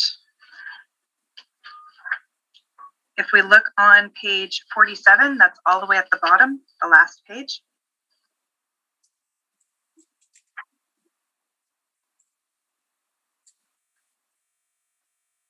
Is everybody there? Yes. This is on, it's on Fermor, but it's backed onto Vermilion between Lakewood and Beaver Hill. It's that whole big strip mall, but it's one chunk of it. And this is the Canadian Tire there. And you can see the gas bar in front. Now, if we go to page 4, please.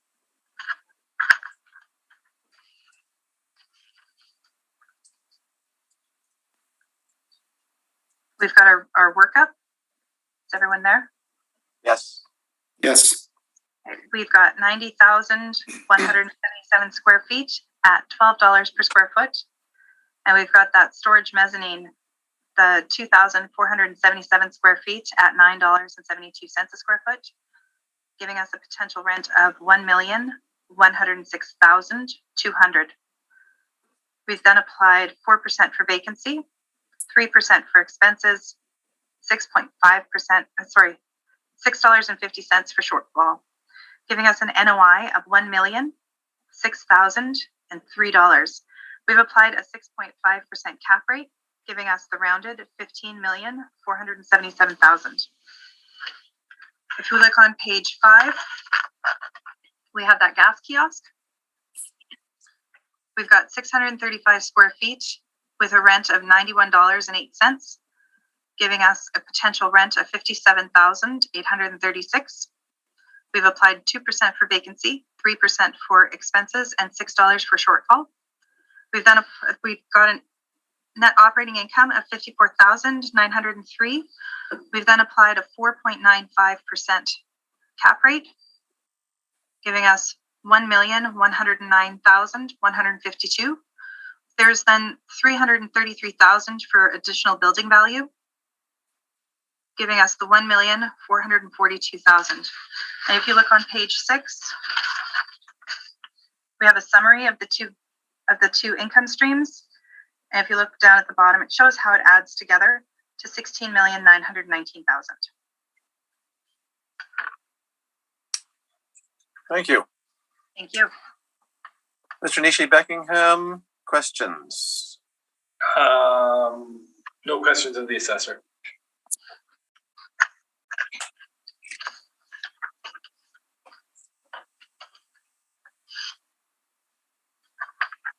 Mr. Hutchings? Yes, thank you, Mr. Chair. I'm just trying to reconcile the, Ms. Martin's on page 6. I guess we're summarizing from right columns to left, and that total adjustment for, I guess that's gas bar additional assignment of value. Is that right? The 333,000 or the 1 million? Yeah. No, the 333,000. That's the additional building value that we add for the gas station. So that's like the canopy and the pumps. Okay. And tanks. Okay. So let's call it the gas bar portion, stream number 2, is worth $1,442,000 in total? Yes. Okay. Plus the store income stream equals the total assessed value. Okay. Thank you. Thanks for that explanation. That's all. Thank you, Mr. Chair. Mr. Arnold? No, I'm good, thanks. Just a question about the overhead view on the last page. What are the orange lines, and are they cartographically correct? The orange line is just the property, the property line that we have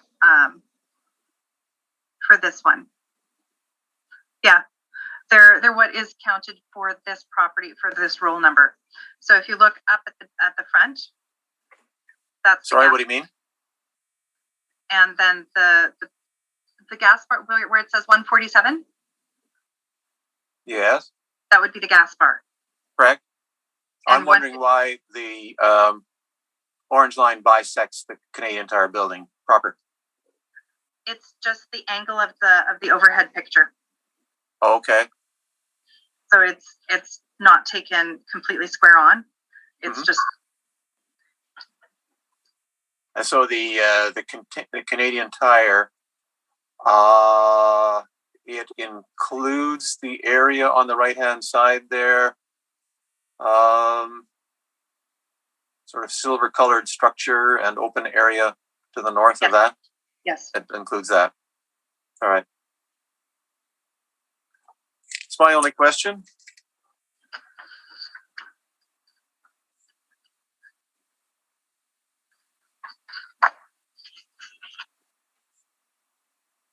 Mr. Nishi-Beckingham,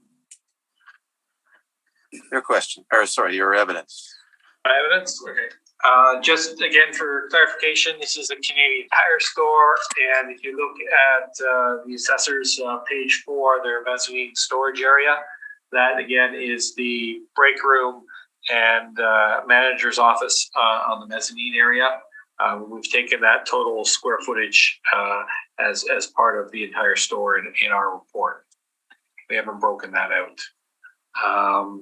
Similar to the other ones that we have looked at, page 45 is our cost approach, and page 56 is our summary of our income approach, which we don't have any corrections on the spreadsheet other than this is just for the Canadian Tire portion. And we would agree with the assessor that we should add the value for the gas station, gas bar at $1,442,000 for a total of $12,355,000. Okay, just a second. So you're saying that the the figures in the chart on page 56 do not include the gas bar? That is correct. And need to be amended. So, and are all the factors, the rent, vacancy, et cetera, are they all the same? Yes. You are correct in this one. The vacancy shortfall amount, the number says 866, which is wrong, but the actual value that was used is the same as the assessors there. So that was just a typo there, but the numbers are the same. Okay. The difference being that our rent is $850, assessor's blended rate is $1194. So the corrected NOI is? It's the same NOI for the Canadian Tire store, 709,315. Uh-huh. And Canadian Tire store value at $10,913,000. No, can I have the NOI for gas bar and Canadian Tire store? Well, similar to the assessor broken them out into two components. It came up with a value for component 2 of $1,442,000. So we were just for ease of math, if you add that $1,442,000 to the $10,913,000, we get a total value of $12,355,000. The assessors use different parameters for the income approach for the gas bar. We disagree with sort of how they got to their value, but their overall value is within our range, and we are accepting that value. Okay, you're using the same value for gas bar as the assessor.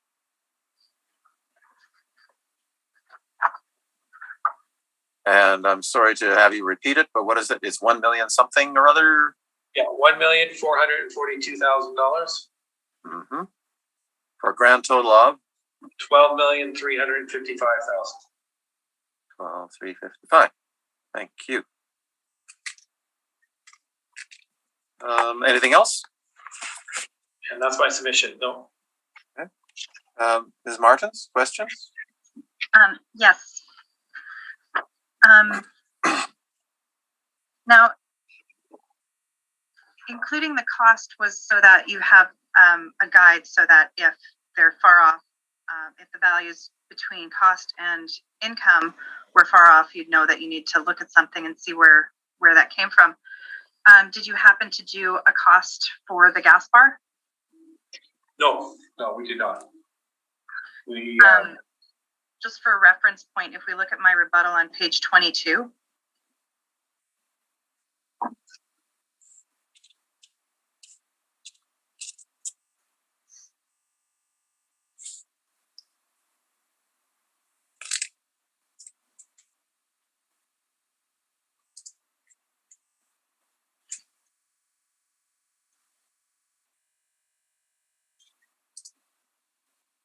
Does everybody have it? Yes. Just a second.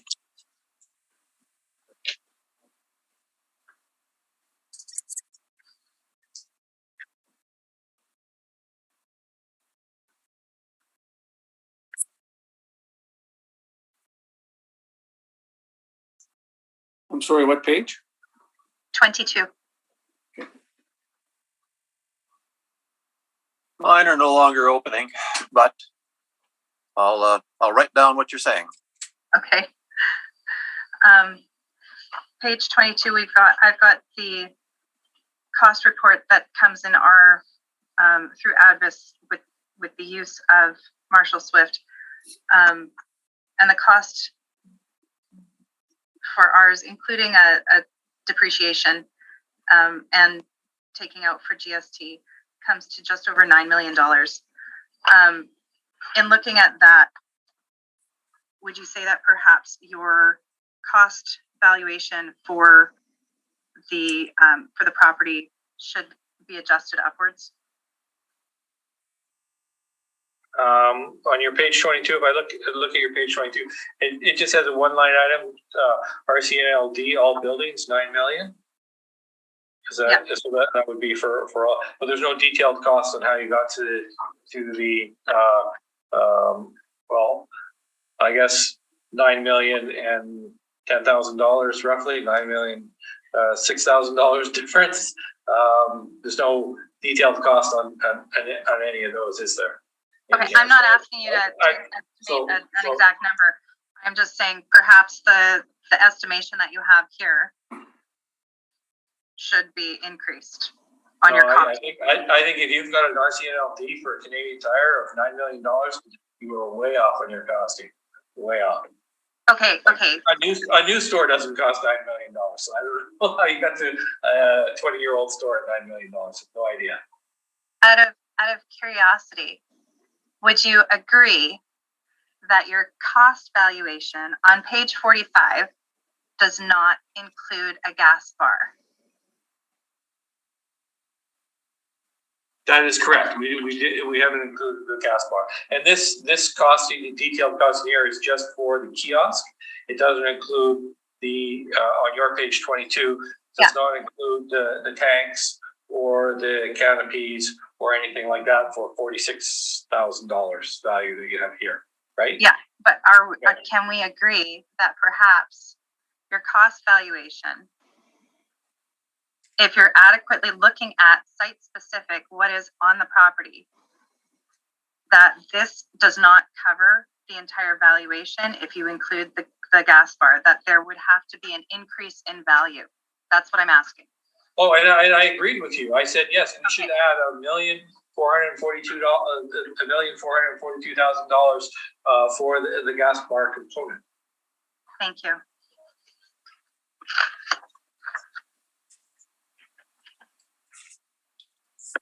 Any other questions? No, thank you. All right. Mr. Hutchings, do you have questions? No, I'm good. Thank you very much. Mr. Arnall? No, I'm good. Thanks.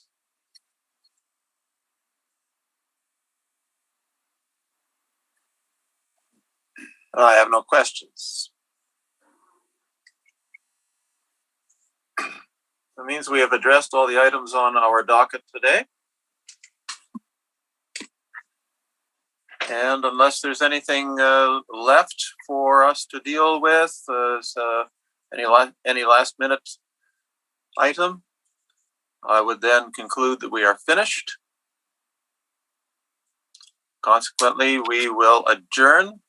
And thank you very much for appearing today. We appreciate your coming and providing us with your evidence, and we will come up with our decisions and mail them out as quickly as we can.